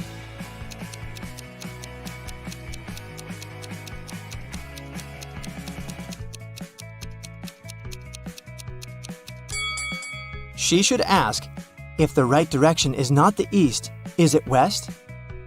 Here's why. There are 3 possible answers. 1, yes, west is correct. 2, no, east is the right direction. 3, neither one nor the other. Tina should go north. Or, Tina might just ask the name of this lady and then introduce herself. This way, they won't be strangers anymore, and Tina would be able to ask as many questions as she needed. Tina went north and finally found the entrance to a cave with treasures, but the door has a combination lock. Can you help Tina figure out the code?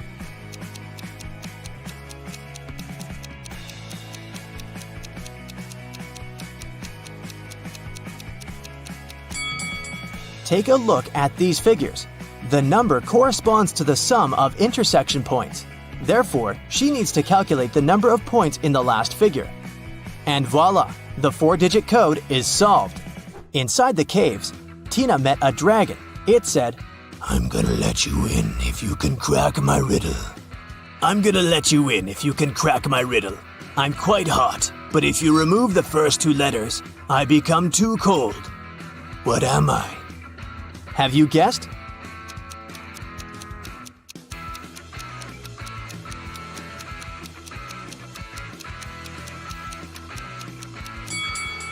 The correct answer is spice. When we take away the first 2 letters, it turns into ice. To find the treasures, Tina has to walk through this round maze. She only has 10 seconds to choose the correct way. Can you help her out?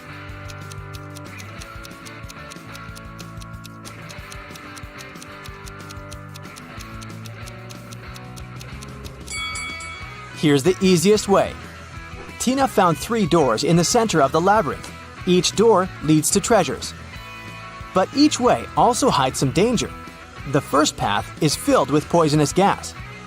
There are thousands of toads and bugs behind the second door. They crawl all over the floor and walls. And a hungry lion is hiding behind the third door. Which way should Tina choose?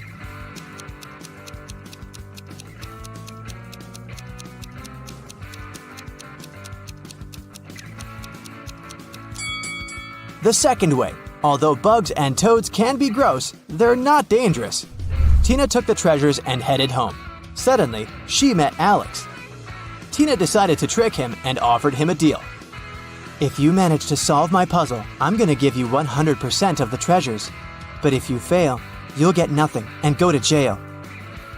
Here's the riddle. Move just 1 match to point this giraffe in a different direction. Alex failed to crack this riddle. What about you?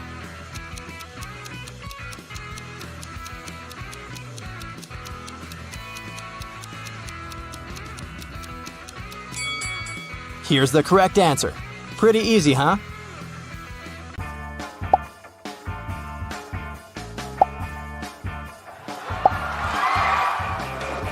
Emma came to the office on Monday and found out that someone had deleted an important report from her computer. She knew that in the company there were 3 people who would be happy if she lost her job. Emma loved reading detective novels and even wanted to become a private detective when she was younger. That's why she knew she had to question the suspects. Laura, Emma's colleague, said, "I've just arrived. Phew, the weather is awful. Such a downpour. Why are you asking me?" Thomas, the accountant, answered, I was out getting coffee and I just returned. and Eliza, a new employee, said, I had a meeting with a client in a cafe. I've just come back to the office. who might have anything to do with Emma's report?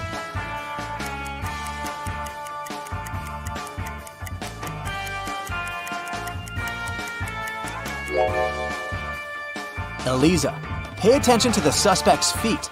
Thomas's and Laura's shoes are wet. They got caught in the rain, but Eliza's high heels are perfectly dry. She must have lied about going out to meet with a client. Emma found this strange. To confirm her suspicions, she decided to watch Eliza, but the very next day, the girl disappeared, along with some very important documents. Emma's boss asked her to help him return the documents. He didn't want to inform the police yet. Despite all, Emma was happy. She could fulfill her dream of becoming a detective. Eliza's computer was protected with a password. After an hour of failed attempts, Emma finally noticed a piece of paper on the floor under Eliza's desk. She picked it up. I'm made up of 2 words joined together. I'm a dish. My first half is a famous genre. My second part is a grain. What am I? The answer to this riddle might be the password, but what is it?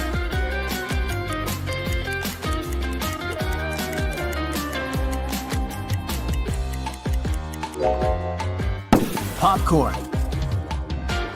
Emma managed to start the computer, and soon enough, she found a map with some coordinates. Time for some action. The map led her to a modern building. It was a gym.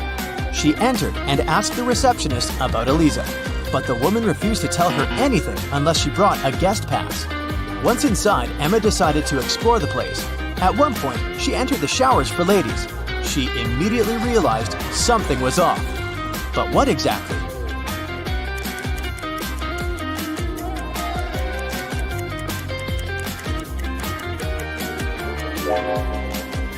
See that man reflected in the window?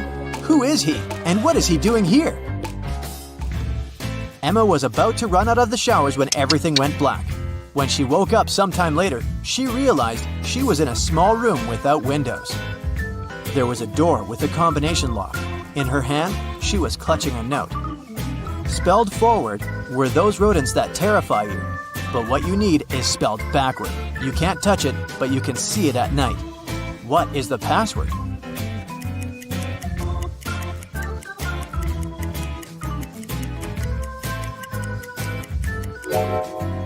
The rodents the note speaks about are rats.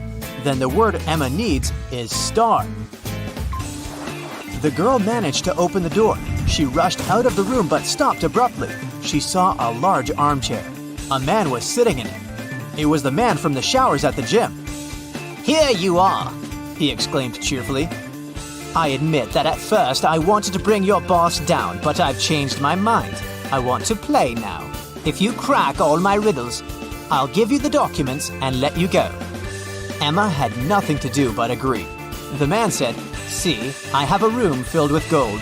Once, 3 thieves sneaked into that room, but only 2 of them walked out. After they left, the room was empty.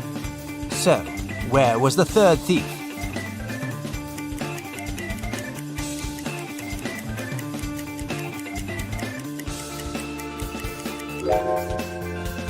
The 3rd criminal was in a wheelchair. He didn't walk. He rolled out of the room. Good job, The man shouted and pressed some buttons on the armrest of his chair. Emma screamed as she felt herself falling through the floor. It was pitch dark in the basement. Suddenly, a torch on the wall lit up. Emma saw 3 doors. Behind the first door, there was a dense jungle full of dangerous creatures. Behind the second door, there was a gigantic fire-breathing dinosaur whose breath could burn through any kind of material. And behind the third door, there was a lake filled with ice water. The water was so cold it needed just a few seconds to freeze literally anything. Which door should Emma choose?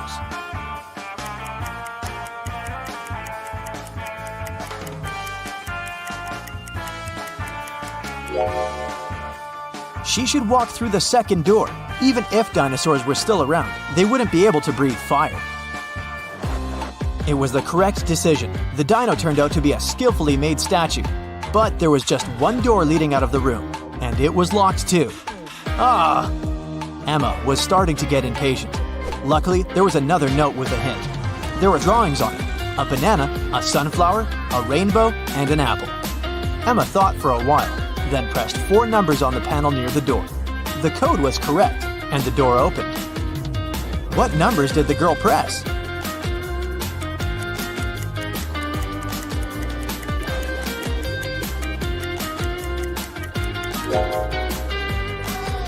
One, 3, 7, 1. Each digit corresponds to the number of colors of the objects in the picture. Emma saw a long corridor. She'd been walking for a while when she realized that the corridor was about to split into 3 passageways. They were signed West, East, South. She also saw this inscription on the wall. Which corridor should she choose?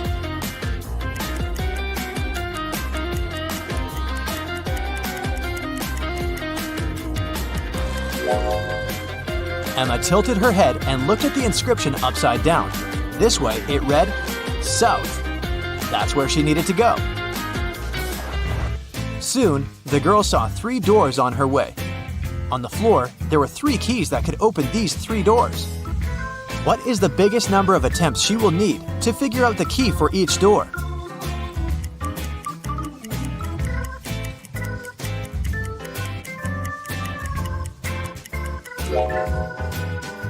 Six. 3 attempts for the first key and all 3 doors.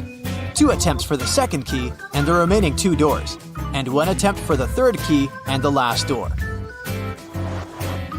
Emma decided to go through the left door. And guess what? She ended up in the room with the armchair again. The man was there too. He asked her, "Today is Friday. You need to do something 72 days later. What day of the week will it be?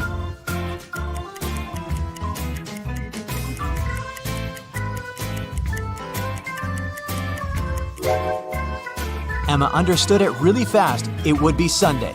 Look, 72 days equals 10 weeks plus 2 days. And 2 days from Friday, that's Sunday.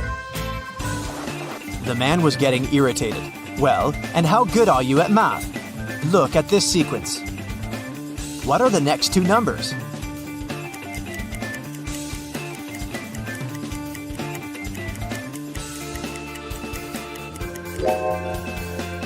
The next two numbers should be 20 and 28. There are two groups of numbers in this sequence, 11, 14, and 17, and 19, 22, and 25. In both of them, each next number is 3 more than the previous one. It means that in the first group, the next number is 20, and in the second group, 28. Then, the man offered Emma a bet. He said he would put 1 red and 1 blue marble in a box. If the girl picked the blue marble, he would let her go. But if she got the red marble, she would have to stay and help him around the house for a year. Emma knew that the man was going to cheat, because why would he take a risk like that? He would probably put 2 red marbles instead of 1 red and 1 blue. But how can she prove it? After thinking for a while, she managed to win the bet. How did she do it?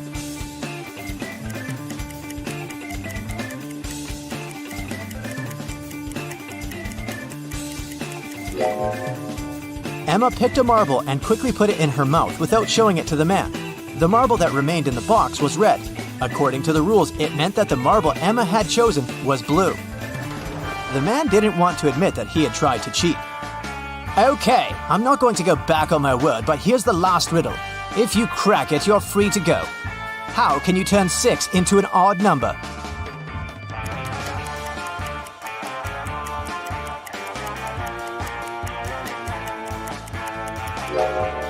Emma didn't need to think much. She removed the letter S, which left IX. That's the number 9 in Roman numerals, and this number is odd. The man could do nothing. He gave Emma the documents and let her go. The girl was happy. Do you think she should pursue the career of a detective? Brandon is the brightest student in his college. The next evening after graduation, he received this mysterious letter. The note said, "We have a job for you." He turned the note around and saw this message. Brandon cracked this encoded puzzle right away. What about you?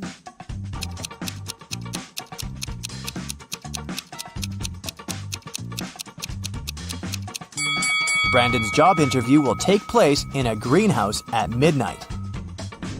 Brandon arrived at the meeting point. He looked around and saw a gardener lying unconscious on the floor. Brandon called the police. Experts said that someone had poisoned the gardener. Brandon called 3 people and questioned what they were doing today.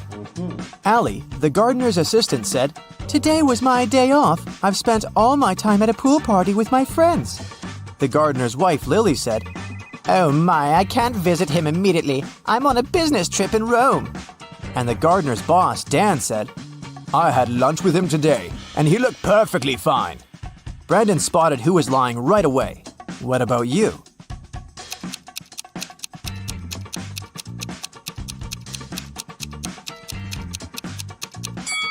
Lily is lying. Take a look at her hotel window. Can you see the Eiffel Tower? She's not in Rome, but in Paris. After solving this case, Brandon received a message. "Congratulations, you've passed the first stage. See you in the basement." Brandon went downstairs and faced this combination lock. Now he needs to open the door to move on to the next level of his job interview. Can you help him crack the code?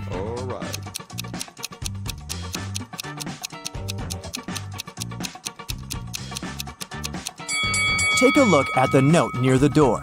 It's a hint. The correct password is opinion. Brandon entered a huge office and saw this guy. He said, "Nice to meet you, Brandon. I'm Mr. Green. My wife and I have 6 sons. Each son has 1 sister. Can you count all members of my family?" Brandon nailed it right away. What about you?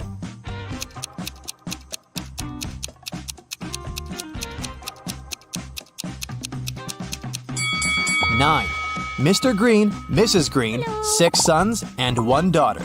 The daughter is a sister to all 6 sons. Brandon's next task is to solve a robbery case. Last night, someone smashed a window in the local bank office to break in. Oh, gee. The cleaner was inside, so he ran to call for help.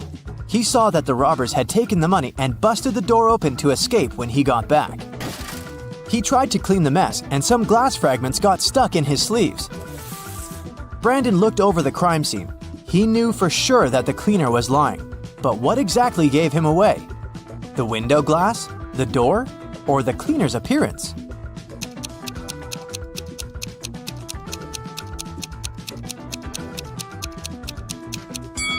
The door frame was broken outwards, indicating that whoever was inside broke out, which fits the story. The glass can shatter in all directions. Still, not enough evidence to prove that the cleaner's lying, but his arms are covered in glass. He did say that he was cleaning up, but those tiny shards indicate he was standing very close to the window when it was broken. And, probably, he was the one who had smashed it. Busted.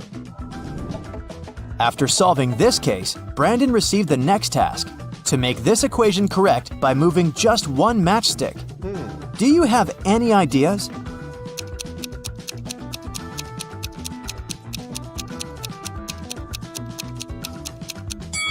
In fact, there are 3 possible answers. Okay, let's see. 8 minus 4 equals 4. 5 plus 4 equals 9. And 0 plus 4 equals 4. Mr. Green offered Brandon to look through some crime scene photos. Brandon asked him, "In which one of these buildings is the new crime scene?" Mr. Green said, "The closest one." All right. Can you help him spot which of these buildings is closer?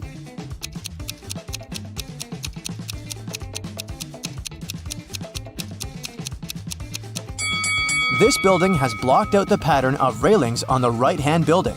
Therefore, it's closer. And if you look very attentively, you can also see the satellite dish obscuring the other building. To accomplish the next task, Brandon needs a laptop. Can you help him enter the correct password? Here's a clue. It's a 5-letter word that includes 2 different vowels and 3 similar consonants. It's so strong that it can spoil your entire work. Can you guess the word?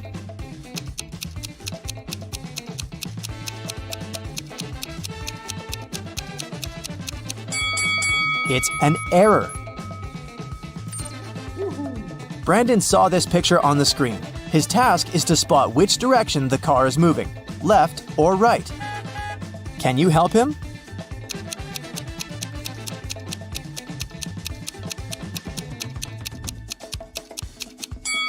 Neither right nor left. The car isn't moving because it doesn't have any wheels.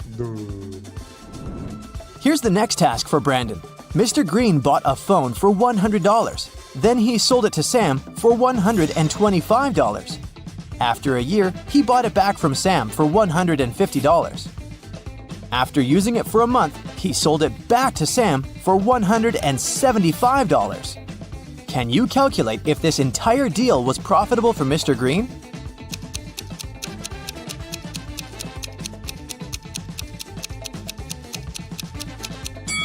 In the first deal, Mr. Green made a profit of $25 from Sam. Mr. Green got a $25 profit again from Zach in the second deal. Therefore, the entire deal was profitable for Mr. Green, and he made a total profit of $50. Brandon woke up in a forest. He wandered around for a while and met these 3 ladies. They all claimed that they had gotten lost in the woods 2 months ago. Can you spot any liars among them?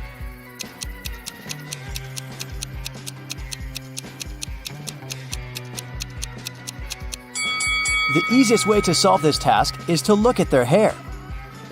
The first lady has long blonde hair with brown roots, which means that she hasn't been to the hairdresser for a while. The third lady has naturally black hair, which has probably been growing out the same way. But the second lady has a fresh haircut and green-colored roots, which means she has recently visited a hairdresser.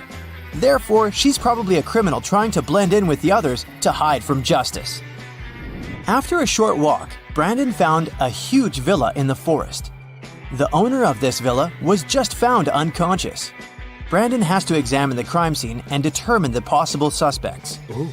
3 housekeepers, Mary, Wendy, and Jane, were the only people who were around at the time when the owner felt sick. What? Strangely, they all had red stains on their hands. Mary said, These stains on my outfit are just red paint. I was painting the benches in the garden. Wendy said, My stains are from the nail polish. and Jane said that she had spilled grape juice on her uniform. Can you spot any liars?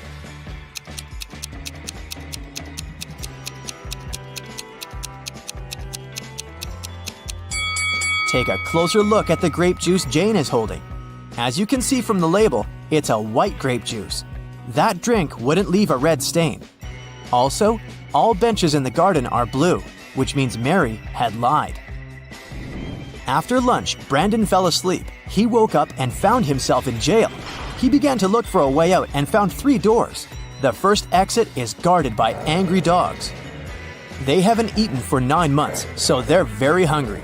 The second exit is guarded by a family of dragons. And finally, a group of guards is waiting behind the third door. No prisoner can escape from them.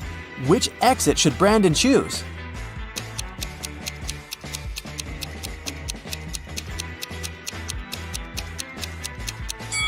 He should choose the first way. If the dogs haven't eaten for 9 months, they're probably too weak to stop Brandon from escaping. Brandon and Mr. Green entered an elevator to get to the final step of the interview. Brandon spotted 3 odd things about this elevator right away. What about you?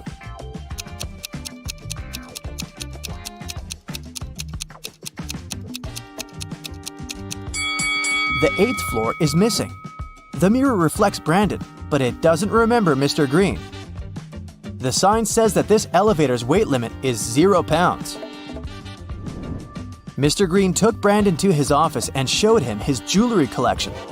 Mr. Green said, I have one final puzzle for you. If you solve it, you're hired.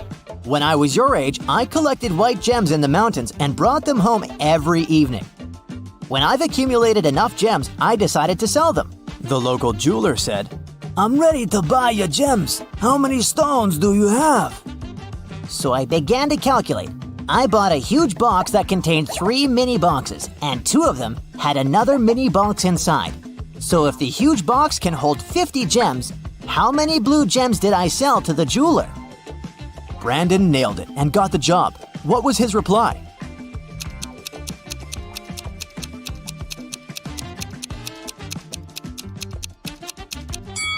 Mr. Green was collecting white gems, so he couldn't sell any blue gems to the jeweler.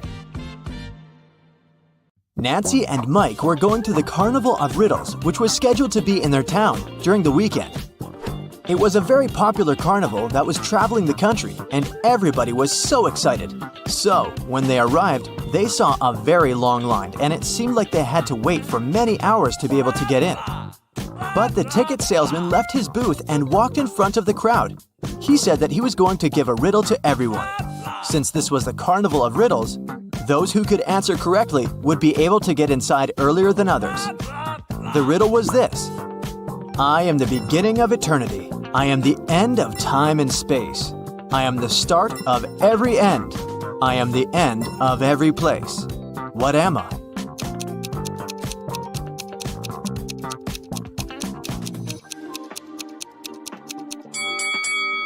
The answer is the letter E. Nancy and Mike were so happy that they knew the answer and didn't have to wait to get in.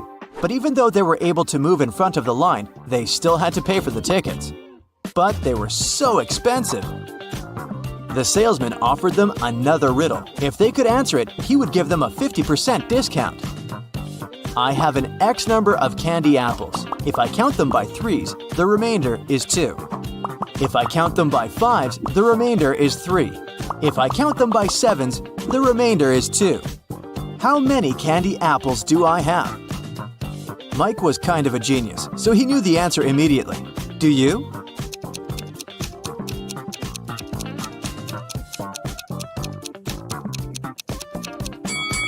The answer is 23.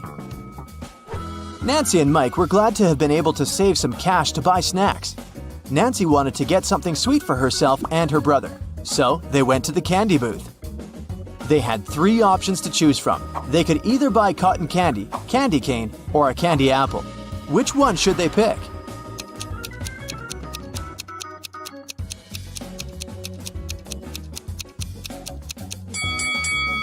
Take a closer look at the cotton candy. There's a teeny tiny spider stuck inside. Yikes! And did you notice that little apple worm inside the candy apple? That's never good. So, they should buy the candy cane. Before leaving the candy booth, Mike wanted to get a gumball too. However, when he inserted his coin into the gumball vending machine, he realized that something was strange. Hey! Do you see it too?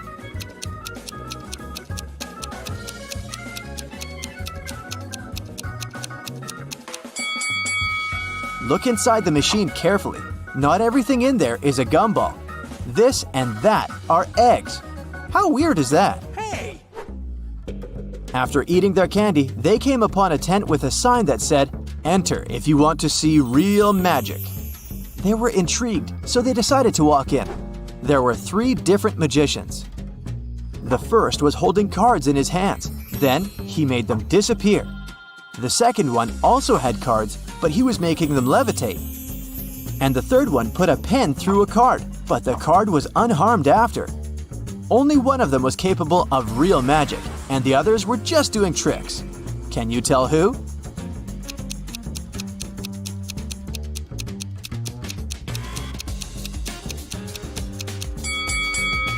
Take a closer look at the first magician's sleeves. You can see a corner of the card. He didn't make them disappear, he just hid them. The second magician's cards are attached to a clear thread. You can notice it from where the sunlight hits. So the third one is the real deal. Mike was a fan of all things scary, so he convinced his sister to take the haunted house ride. As their cart moved inside the dark tunnel, they encountered 3 different monsters along the way. A zombie, a ghost, and a mummy. Little did they know that one of them was a real monster. Can you tell which one?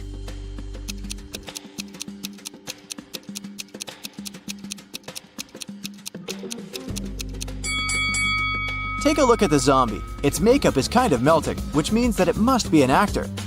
As for the mummy, look at his ankle. His skin slightly shows under all that mummy gauze. So he must be a dressed-up actor as well. That makes the ghost the real monster. So creepy.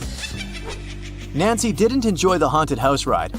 She wanted her next ride to be something relaxing, so she chose the carousel. Mike decided to skip this one to explore the carnival more. They agreed to meet later. When Nancy arrived at the carousel, she saw that all the horse seats were taken, except 3. But only one of them looked safe to sit on. Which one is that?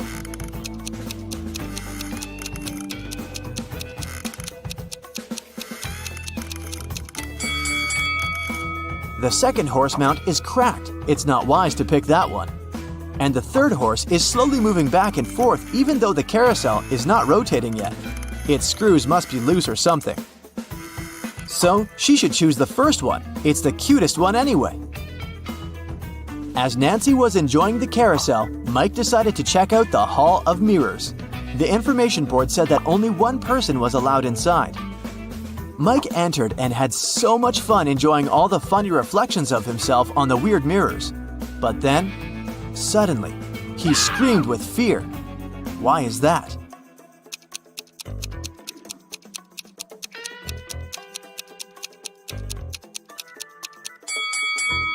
Take a closer look at the mirror reflections. One of them doesn't belong to Mike, so he is apparently not the only one inside, even though the sign said he would be. Mike was so scared of the unexpected reflection. He ran out of the Hall of Mirrors immediately, but as he did, he tripped on a stone and twisted his ankle. So he decided to visit the first aid tent to get some ice. When he walked in, he saw that the nurse was in panic and in no condition to help him out because there were 3 pregnant women sitting in front of her, all claiming they were going to give birth now. However, Mike noticed that one of them was lying and faking her pregnancy. Can you tell who?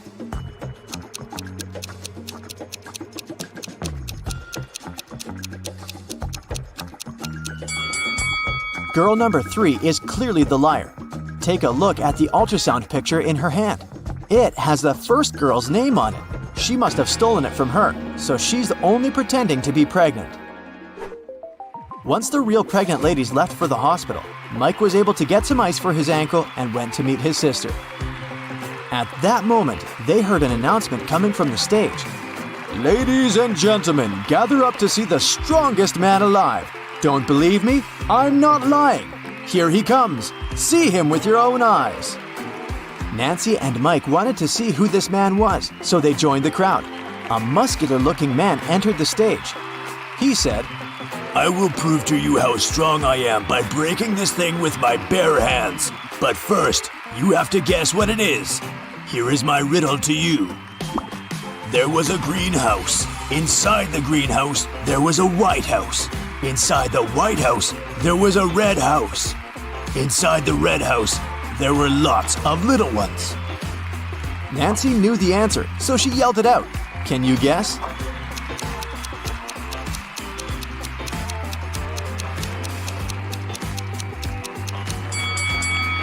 It's a watermelon, and the strong man was able to break it with his bare hands indeed. So cool! Nancy and Mike were tired, so they decided to call it a day and go home. But before that, they wanted to get a souvenir from the carnival. They picked a beautiful fridge magnet. When they paid for it, the gift shop salesman put 3 cups upside down on the table and placed their money under one of them. He said he would give their money back and the magnet for free if they could guess which cup had their money after he performed his trick. Watch carefully. Nancy knew where the money was immediately. How about you?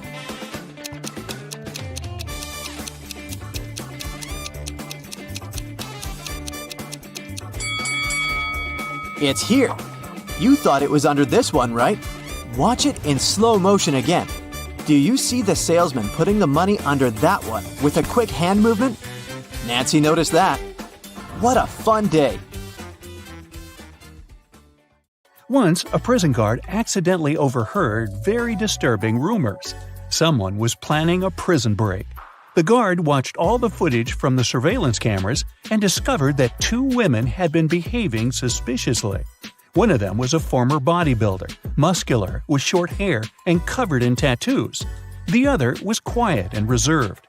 She preferred to spend time on her own and sometimes cried in her cell. After watching the video several times, the guard figured out which woman was planning to escape. Can you do the same?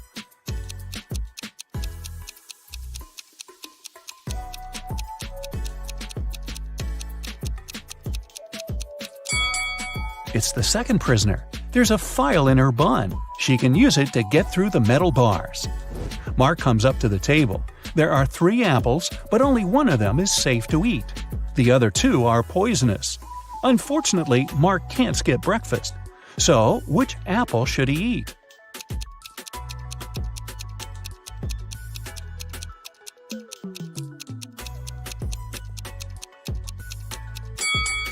Look, this apple has a caterpillar in it. It means there's no poison in the fruit and it's safe to eat. These 3 women, Jessica, Mary, and Olivia, went shopping. 2 of them are pregnant and one is just trying to steal a watermelon. Can you tell which one is hiding a watermelon?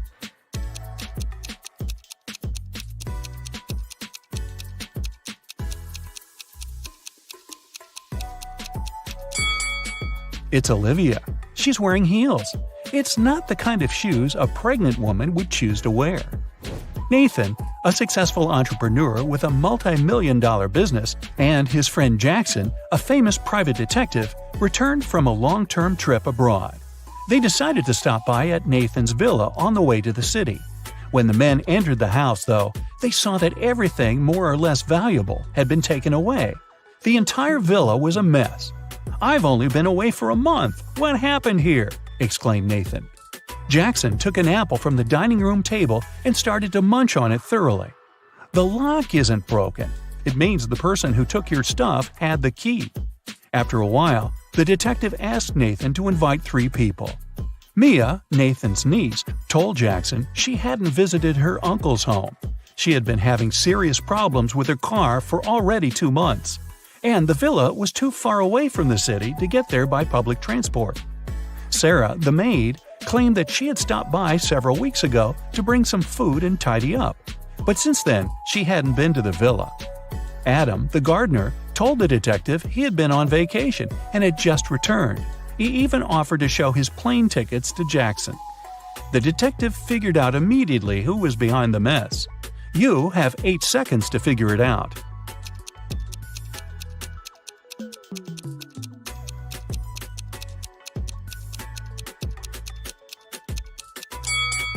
It was the maid. She said she brought food several weeks ago, but the apple Jackson grabbed from the table was perfectly fresh. Once, Ms. White heard someone crying. It was her little student, Abigail. The girl told the teacher her cookies had been disappearing from her locker. Someone had been taking them for already several weeks, but Abigail didn't know who. Ms. White decided to help the girl. They equipped the locker with a simple alarm that had to go off if someone who wasn't Abigail opened the door. They hid behind the corner and began waiting. In 10 minutes, they heard the alarm. When they reached the locker, it was already empty and there was no one nearby. But Ms. White noticed somebody disappear behind the art room door. She rushed inside, but everything looked normal. And still, the teacher needed no more than a minute to understand who had been eating Abigail's cookies. Look at the picture of the art room carefully. Can you find out the answer within 8 seconds?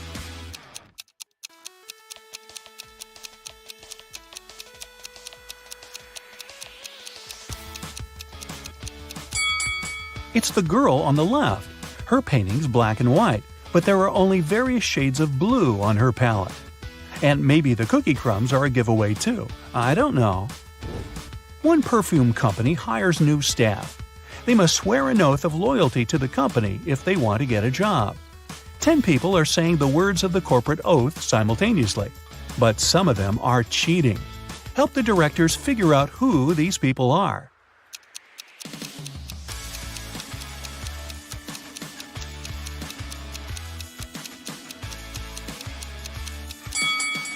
This guy keeps his fingers crossed, and the man on the left is standing with his legs crossed. They won't be loyal to the company, so the director doesn't hire them. 2 influential media moguls are having lunch at an expensive restaurant. They're discussing the merger of their companies. The transaction amount is several billion dollars. They're whispering since the terms of this deal are top secret, and they suspect that someone can hear them. And they're right. Some curious people are eavesdropping on the conversation between the 2 businessmen. Try to find them.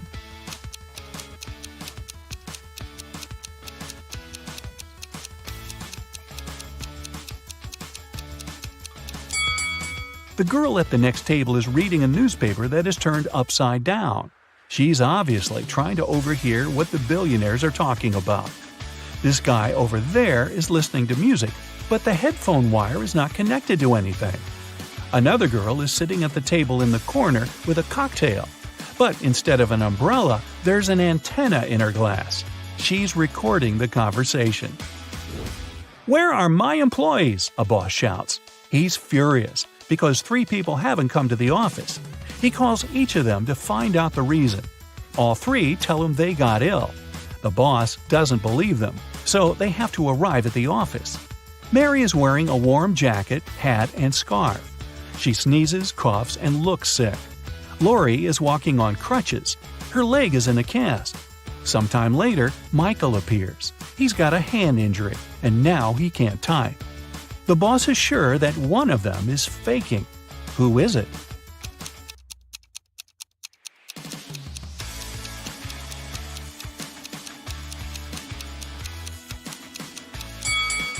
Mike's left arm is broken, but his phone is in his left pocket. He must have used his broken arm to put it there, which means he's pretending.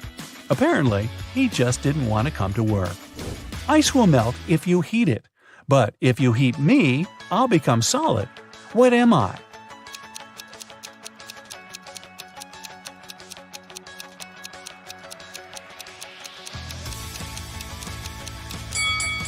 I'm an egg. You buy this thing to eat, but you never eat it. What is it?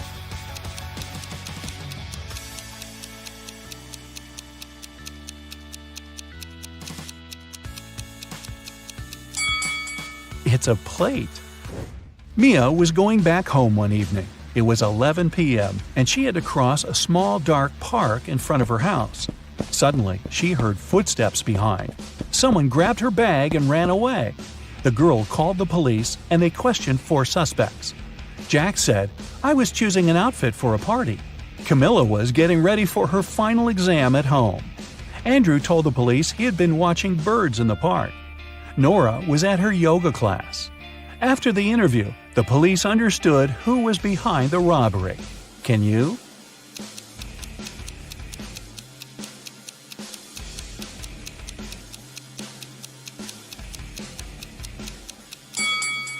It was Andrew. At 11 p.m., it's too dark to see birds. James left a folder with important documents on the table in his home office and went to a business meeting. When he returned, he found out that the documents had disappeared. James had 3 suspects. His brother said, "I've been swimming in the pool since you left. I haven't seen or heard anything." The cook replied, "Tomorrow we're having a party. I've been preparing the food." The security guard told James, "I've been outside all this time, checking the garden for mice." Who knows where the documents are?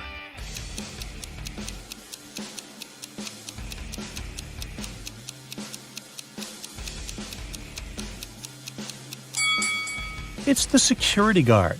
His job description doesn't include pest control. An accident happened at a busy crossroads in a small town. A driver who caused the crash left in a hurry. Luckily, several witnesses managed to describe the car. A police officer headed to the suspect's house. There, he saw a car that looked exactly like the one from the description, but its owner claimed that he had spent all day at home. The police officer knew the suspect was lying in no time. How?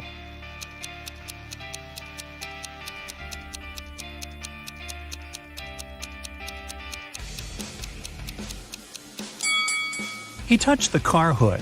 It was still hot from the engine that had worked not so long ago. You're walking along a railroad track.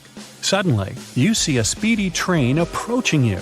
Instead of getting off the track immediately, you run toward the train. Why do you risk your life this way?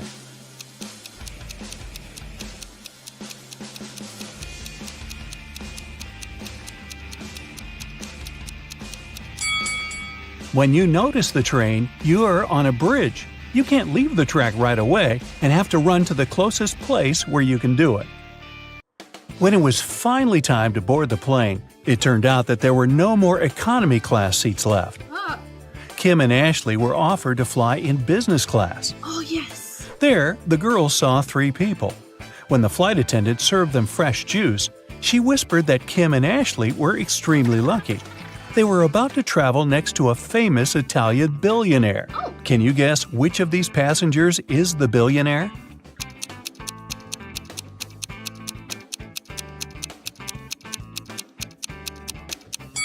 This glamorous lady is a good candidate, but it's very unlikely a billionaire would wear a 100% polyester coat. This guy's business suit is very elegant, but look at his shoes. They seem quite cheap and worn out. This funny gentleman must be the real billionaire. Although his outfit is rather casual, his gold watch looks very expensive. The glamorous lady began to chat with Kim and Ashley. She told them she had recently visited an exotic island with her friends. Then she showed the girls some pictures. When the lady went to the restroom, Ashley whispered to Kim, "This woman is a liar. She photoshopped this picture." Oh. How did Ashley know that?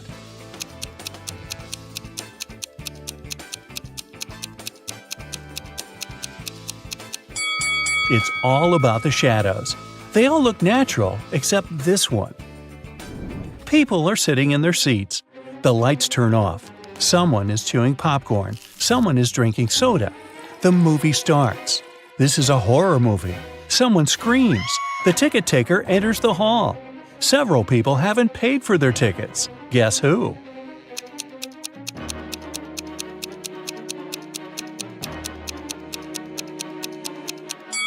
No one has a ticket here. Free entrance, the note pinned to the back door claims. Once, on a cold winter night, someone stole jewelry from a famous singer's house. The thief didn't manage to run far away. because a police car was passing by. The burglar hid the bag with the jewelry in the snow and disappeared into the crowd. Detective Anderson managed to catch 2 suspects. Look at them and try to guess who robbed the singer.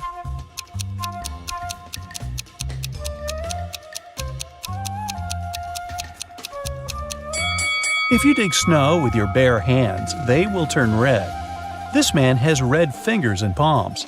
But that woman could dig snow wearing a pair of gloves, so she could be the thief too. But she wouldn't be able to run in such high heels. After the meeting, Zoe unboxed a delivery from a popular writer. He sent Zoe his new masterpiece in secret. Zoe didn't say anything about this to her colleagues, but one of them was actually trying to steal the script. Can you guess who this person is?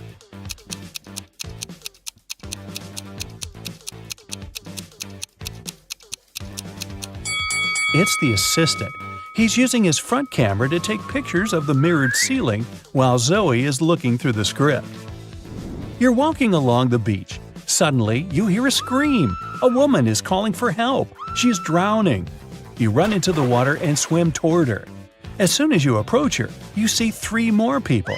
They're all screaming, but only one of them needs help. The rest are mer people who want to take you to their kingdom. How can you find out which one is human?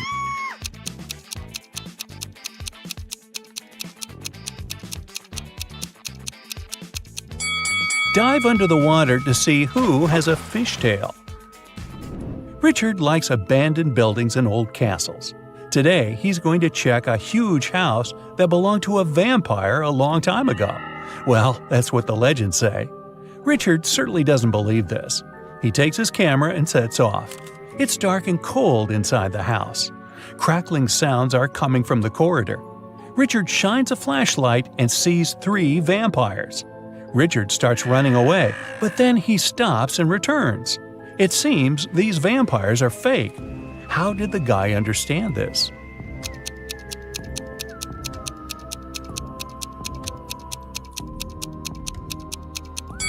There's a mirror on the ceiling above the first vampire, and he gets reflected there. The second vampire has no fangs. The third one? Uh-oh, he seems to be real. Better run! Now, Richard wants to visit an abandoned hospital. There are rumors that werewolves live there. Richard is sure it's a myth.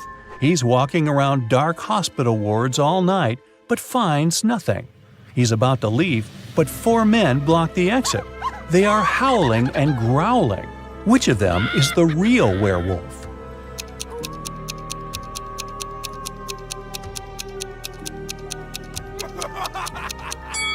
No one.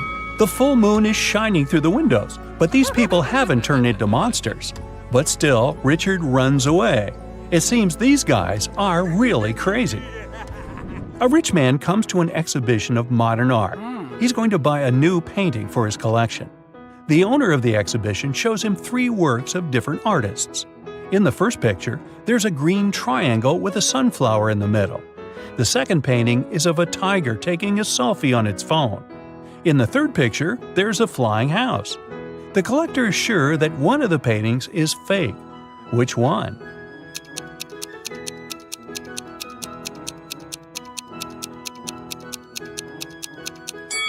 Each canvas has the artist's signature and the date when it was created. The painting with the tiger is dated 1957. There were no mobile phones and selfies at that time. This picture is fake. Martin's nervous because today is his first DJ performance at an electronic music festival.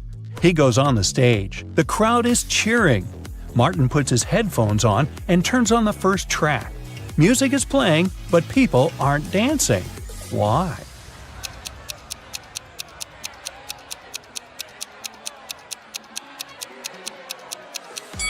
The music is only playing in the DJ's headphones. Martin hasn't connected the wire to the speakers, see? Jack is walking through an ancient, abandoned city in the desert. Treasure is hidden somewhere here. Jack checks the map and finds the right place. He starts digging. 6 hours later, exhausted, he hits something with a shovel. It's a chest. Jack pulls it out of the ground, rips off the rusty lock, and opens it. The chest is filled with ancient gold coins. Each of them costs hundreds of thousands of dollars. Now Jack is incredibly rich. But he shouldn't be happy because all the coins are fake. Why is that?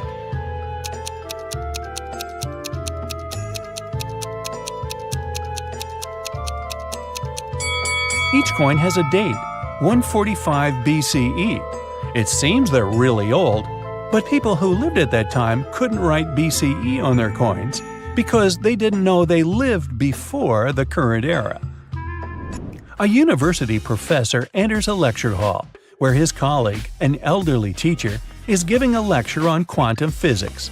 He's drawing formulas on the board, and his students are using their laptops to take notes. The professor knows that one of these students is sleeping. He starts walking around the room, stopping behind each of them in turn.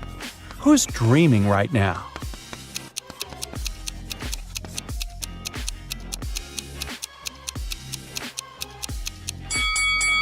Almost all of the students are writing the formulas down in their laptops, except that one. His screen is off. That's because he's fallen asleep. Detective Anderson is chasing a robber dressed in a tuxedo. Suddenly, the criminal runs inside a huge hall. All the people there are formally dressed. Help Detective Anderson find the suspect among them.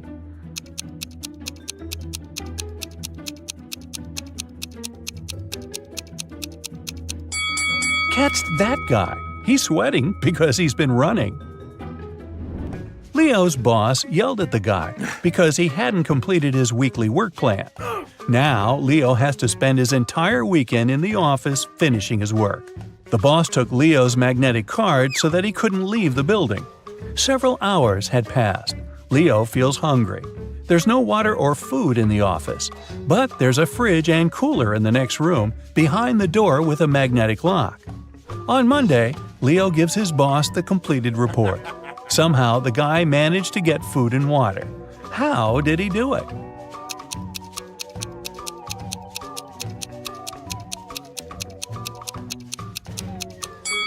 Leo just went to the refrigerator and got himself some food. No one said the door with a magnetic lock had been locked. Victoria approaches her house. The light bulb turns on automatically and lights her way to the door. Victoria inserts the key and goes inside. A couple of hours later, the doorbell rings. She looks through the peephole and sees a silhouette of a man wearing a hat. Victoria is afraid to open the door, but not because it's a stranger, but because it's not a human. Why does she think that?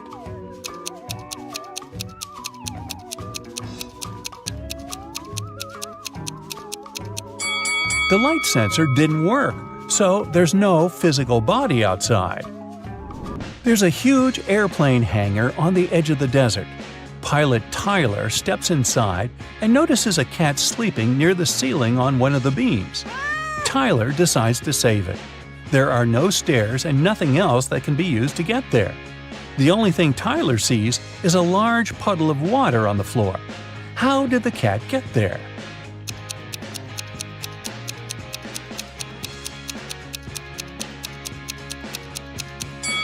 There was a pyramid of ice cubes.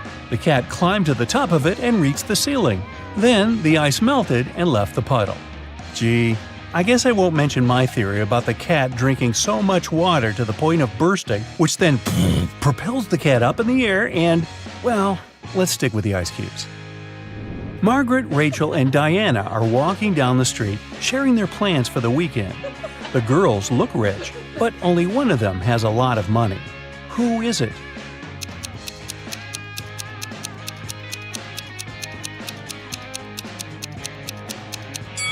It's Margaret. You can notice the key to a Ferrari in her bag. Rachel had been dreaming of becoming a famous actress. Finally, her dream was about to come true. A famed talent agency had invited Rachel for an interview.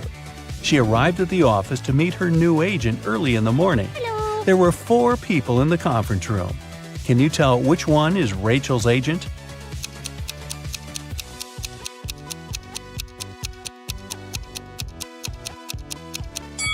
This guy is the only person who doesn't have an employee badge, so he's probably a guest too.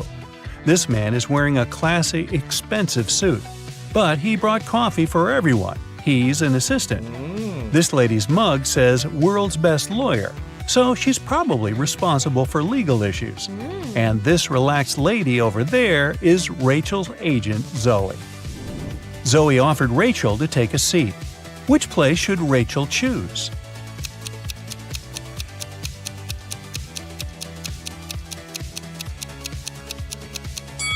This chair is missing one leg.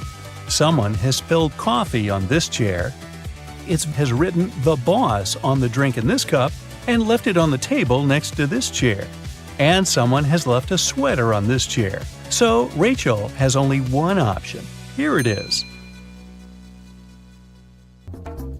Rhonda and Lucy got to Las Vegas and headed for the house where Joy's granny lived, but they kept coming to the wrong houses. In the first house, they met this old lady, and in the second, there was this one. Can you tell which elderly woman is dangerous?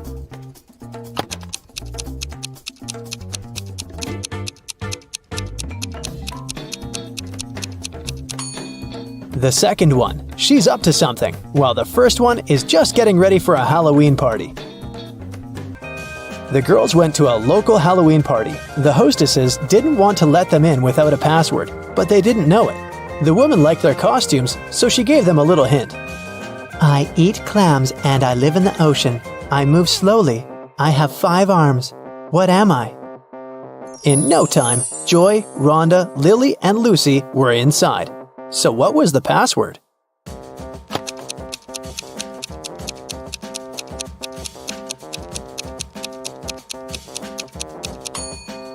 A starfish. Joy went to take a shower to remove her makeup, but someone poured paint into the shower head and the water turned green. Joy questioned Lucy, Rhonda, and Lily. Lucy said, I did my laundry and then went to cook some kiwi jam. Sorry, I gotta go. It might burn. Lily said, I took a shower and washed my hair right before you went in. What happened? Why are you so green? and Rhonda said, I'm studying for my geometry test. Can you keep it down, please? Who pranked Joy?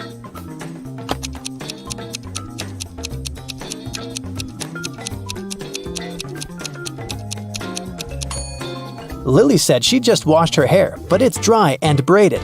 Besides, she's wearing a dress under her bathrobe. A pretty suspicious outfit. Lily decided to stay and take care of Joy. Meanwhile, Rhonda offered Lucy to visit her aunt, Vera. She ran a magic shop with different potions. When Vera heard about what happened to Joy, she said, Okay, I need 3 ingredients to cook a healing drink. Here's the first one. When it comes to me, you go when you see red and stop at green. Can you guess the ingredient?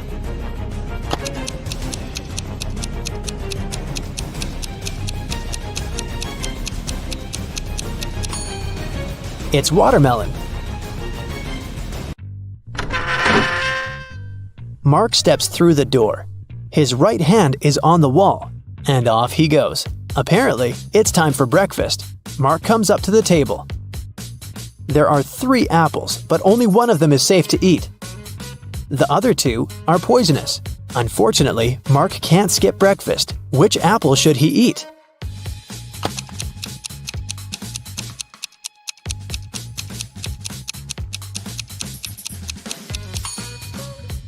Look, this apple has a caterpillar in it. It means there's no poison in the fruit, and it's safe to eat.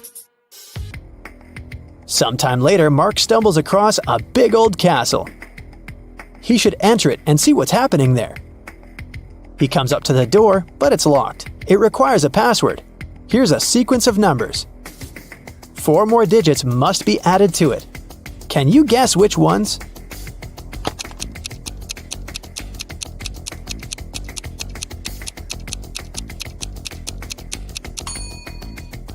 One plus 3 is 4. 3 plus 4 is 7. 4 plus 7 is 11. Then 7 plus 11 is 18. So the next digits are 2 and 9. 29. Because that's 11 plus 18. And 18 plus 29 gives us 47. Which is 4 and 7. The password is 2947. And this is the right answer. The door clicks open and Mark walks into a dark and dusty corridor. Mark sees a long corridor with many turns. Mark's task is to figure out which turn is the one he needs, but it's not that hard. The guy is actually inside an art gallery with paintings on the walls. After every turn, he can see 2 pictures. Mark should just follow the original paintings. He will need your help to tell them apart. Okay, here's the first one. Which one is the original?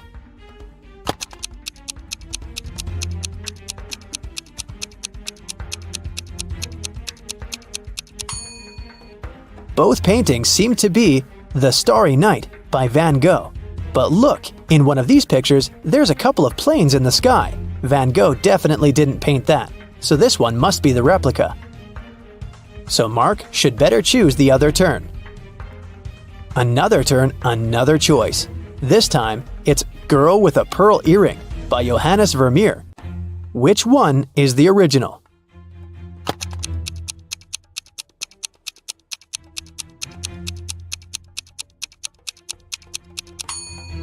I don't think the girl in the real masterpiece had a nose piercing.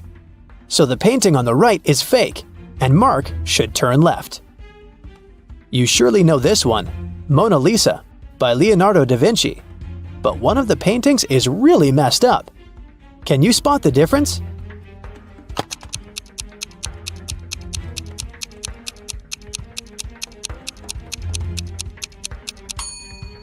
Look in the right picture. You can see some cars on the road behind the woman's back. I think Mark should turn left. This is The Persistence of Memory by Salvador Dali. Which painting is a replica?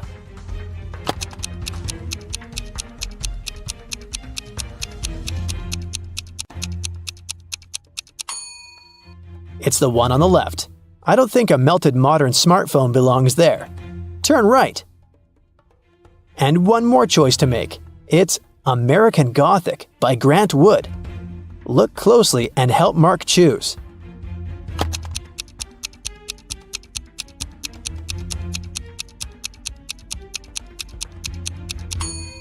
The man on the right picture has tattoos on his knuckles, which makes the painting fake, so Mark should turn left. 3 friends lived not far from one another and often met to drink some coffee together. Their names were Mr. Blue, Mr. Red, and Mr. White. One day, they noticed that under their coats, they were wearing shirts of different colors: red, blue, and white. Mr. Blue said, "Hi, Mr. White. Have you all noticed that we're all wearing different colors that are different from our actual names?" The man wearing the white shirt answered, "Wow, you're right. Can you figure out the shirt of which color each of them was wearing?"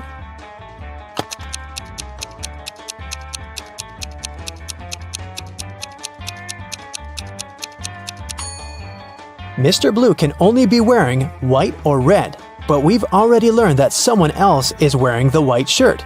That means that Mr. Blue can only be wearing the red shirt, and Mr. White can only be wearing a blue or red shirt, and the red shirt is already taken. So, Mr. White is wearing the blue shirt. Then, Mr. Red is wearing the white shirt. These 3 women, Jessica, Mary, and Olivia, went shopping. 2 of them are pregnant, and one is just trying to steal a watermelon. Can you tell which one is hiding a watermelon?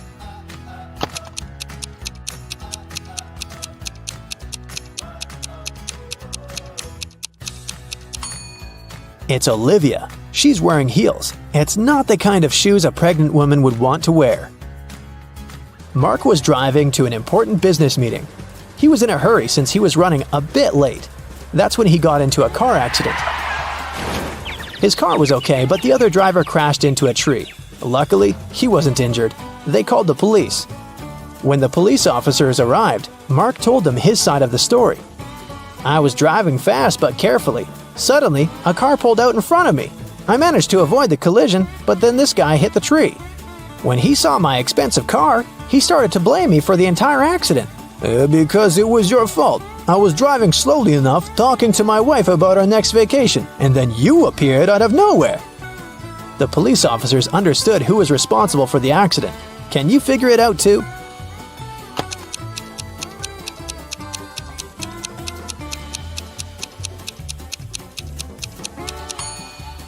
It was the other driver. He was alone in his car. It means he was talking to his wife on the phone, which is illegal. Ooh, very, very bad. Justin was an archaeologist who explored ancient pyramids. Once, something went wrong and he got locked in a tiny room deep underground. Justin had just gotten into the room through a narrow passage, which was almost immediately blocked by a rock slide. There was only one other door, and it was locked. To open it, the guy had to solve a riddle and enter a correct 4-digit code. A, G, F, H, V, Z, J, T. What code should Justin enter?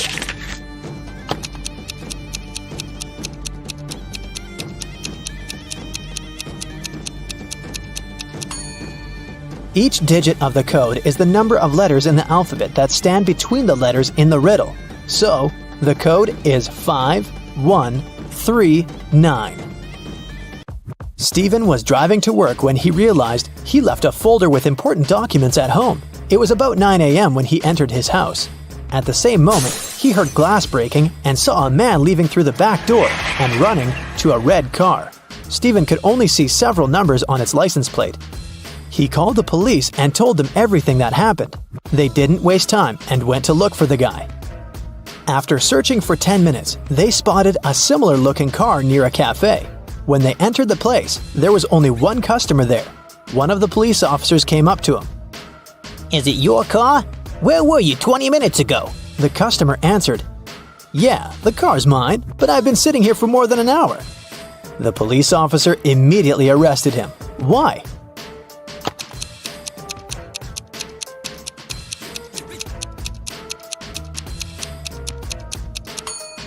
The cafe only opens at 9 a.m. The guy couldn't have spent an hour there. Like every morning, Daphne went to her favorite local cafe to get her coffee and breakfast sandwich. She left the cafe after she'd paid. A few minutes later, she returned, looking anxious, because she had forgotten her wallet. Strangely, it was nowhere to be found. She called the police to report the incident. Nobody had left the store, so the thief was still there when the officer arrived. He started questioning everyone. Jenny, the cashier, said that Daphne was a regular customer and she had known her for a long time, so she would never steal her wallet, and she didn't see it after Daphne had paid. Andre was a tourist visiting the city for the first time. He said he'd come to the cafe because he'd wanted to try their famous muffins. He claimed he hadn't seen the wallet. He was busy trying to pick what type of muffin he should get at the time. And Harry worked as a store clerk. He said he'd come here to grab a coffee, and he didn't see the wallet because he was pouring milk into his coffee. So who do you think stole the wallet?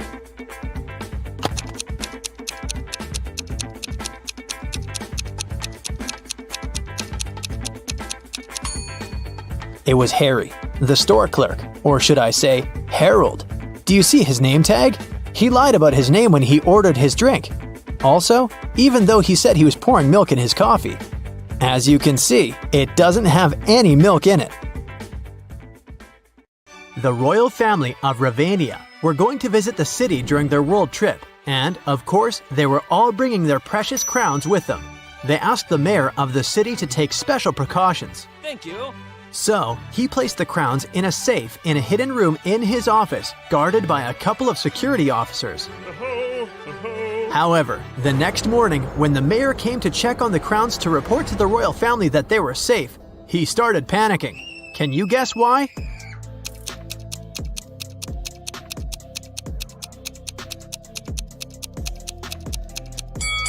It's because the crowns inside the safe are not the real ones. The first crown has a price tag on it. The second crown is broken, and one of the gemstones on the third crown is missing. Oh no! That wouldn't happen if it was the real thing. The mayor wanted to make sure that whoever had stolen the crowns was caught. He also hoped the police would find them before the media learned about what had happened. And the only person who could help him was Detective Zelda. So, he immediately called her. The detective arrived at his office and inspected the secret room. She noticed something that might help her with her investigation. Can you figure out what it is?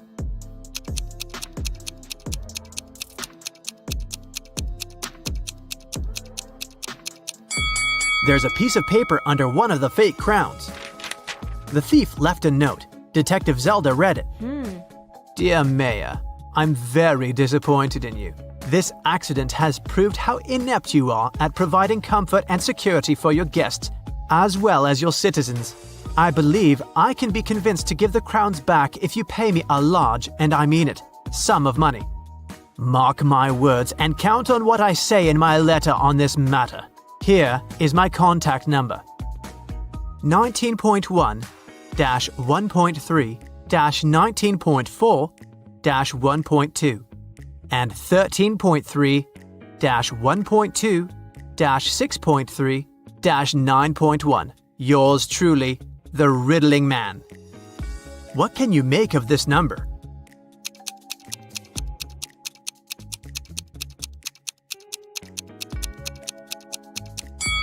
Well, the mayor thought it was a phone number. He immediately took his phone and dialed the number. But, just as Detective Zelda suspected, no one answered. In one of the last sentences of his letter, the Riddling Man underlined mark, words, count, and letter. That must be a hint. The number before the dot indicates which word you should look for in the note, and the number after the dot tells you which letter you need in that word. For example, 19.1 means you need to find the 19th word, which is comfort. The letter you need is the first one, which is C. When you do that for every number, you'll get Cafe West. Before Detective Zelda left for the cafe, she decided to check the security camera footage recorded at night. The mayor took her to the surveillance room. There were 3 different monitors, each showing the room from different angles. Detective Zelda realized only one of them was still recording live. The other 2 were showing fake images. Which recording is real and why?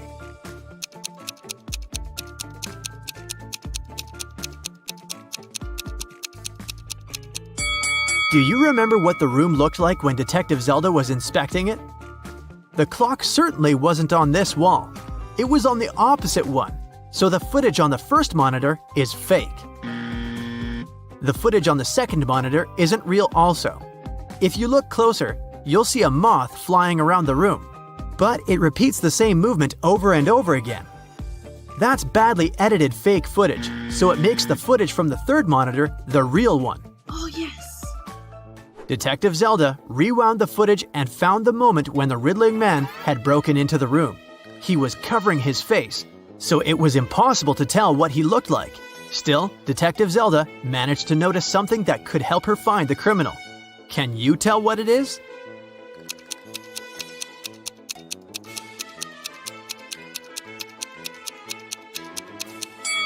If you look at the lower left corner, you'll see someone walk into the room and leave it quickly while the Riddling Man is stealing the crowns. Could that mean that the Riddling Man has a partner? To find that out, Detective Zelda questioned all the security guards who had been working the night shift. The first guard, George, said that he'd been keeping watch in front of the door. The only time he left his place was when he took a short bathroom break. The second guard, Joe, said he'd been standing in front of the door to the mayor's office all night, and the only person who took a break was George. The third guard, Brian, said he'd been right there by the door as well. Detective Zelda knew only one of them was telling the truth, and the other 2 were lying. Who is the liar?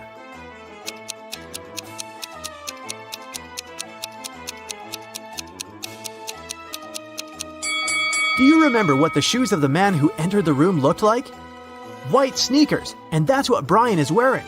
So he's lying. And since Joe didn't mention that Brian had left his place, he's a liar too. George is the only one who's telling the truth. Ciao. Brian and Joe immediately started begging Zelda. We can't end up in jail. We promised we didn't steal anything. You have to believe us, Detective Zelda asked. Then why did you lie? They said that they had heard some noise coming from the room while George was away. They decided that Brian would check the room and Joe would keep watch. When Brian saw someone in the room, he got scared and ran out of there. He told Joe that he would rather lose his job than have something bad happen to him. As for Joe, he lied because Brian was his best friend and he didn't want him to get fired.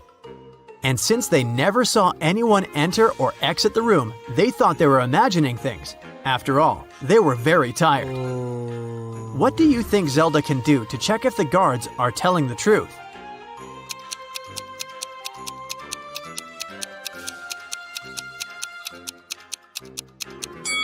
She can check the surveillance footage of the street outside the building to confirm that nobody entered or left.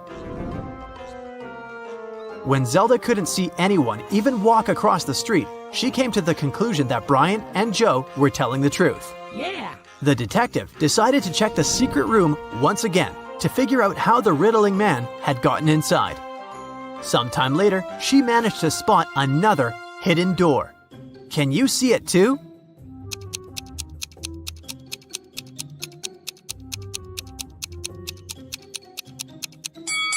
The bookcase is actually a door. Oh my god.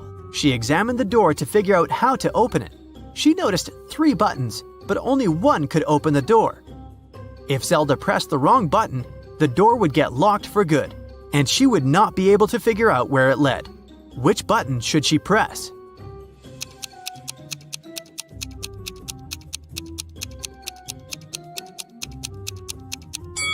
Take a look at the books next to the buttons. One of the titles is meaningless, while the others make sense. That must be an anagram, a word or phrase formed by rearranging the letters of another. When you rearrange the letters in the title, you'll get the second button. Detective Zelda pressed it, and the bookcase door opened. The woman saw a narrow hallway with stairs leading down. She took a step, and the door closed behind her back. She tried to force it open, but it wouldn't move. The only thing she could do was go down the stairs. She ended up in an underground pit. Inside, there was nothing but a shovel and a sign that showed her that she was around the pit. In the hole to the left, there were venomous snakes. The pit on the right was filled with poisonous gas. And on the ground right above her head, there was an angry dog with sharp teeth. What should she do?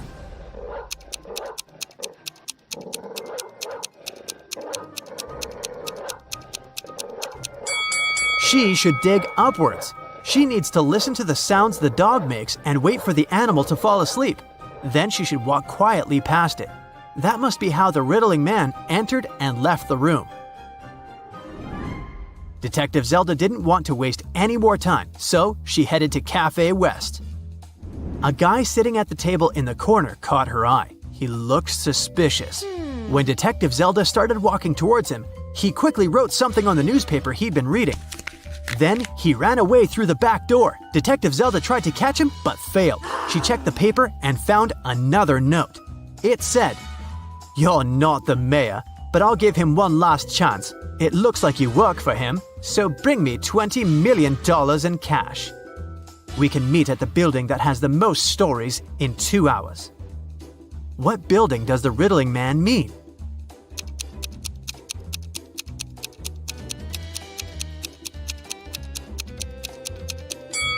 The library. Of course, Detective Zelda was not going to give him any money. She took an empty bag to trick him into believing she had the cash so that he wouldn't run away. She went to the library. When she entered, she saw the riddling man wearing the same sunglasses and coat. He was waiting for her in the riddle and puzzle books section. Then, suddenly, someone accidentally pushed the woman. She dropped her bag. It fell on the floor and opened. The riddling man saw it was empty and understood that this was just a plan to catch him. He ran away. But he dropped something while escaping. It was a library book, and there was a library card inside. It had 3 different addresses of 3 different people who had borrowed the book before. Zelda immediately realized which was the riddling man's address. How did she figure it out?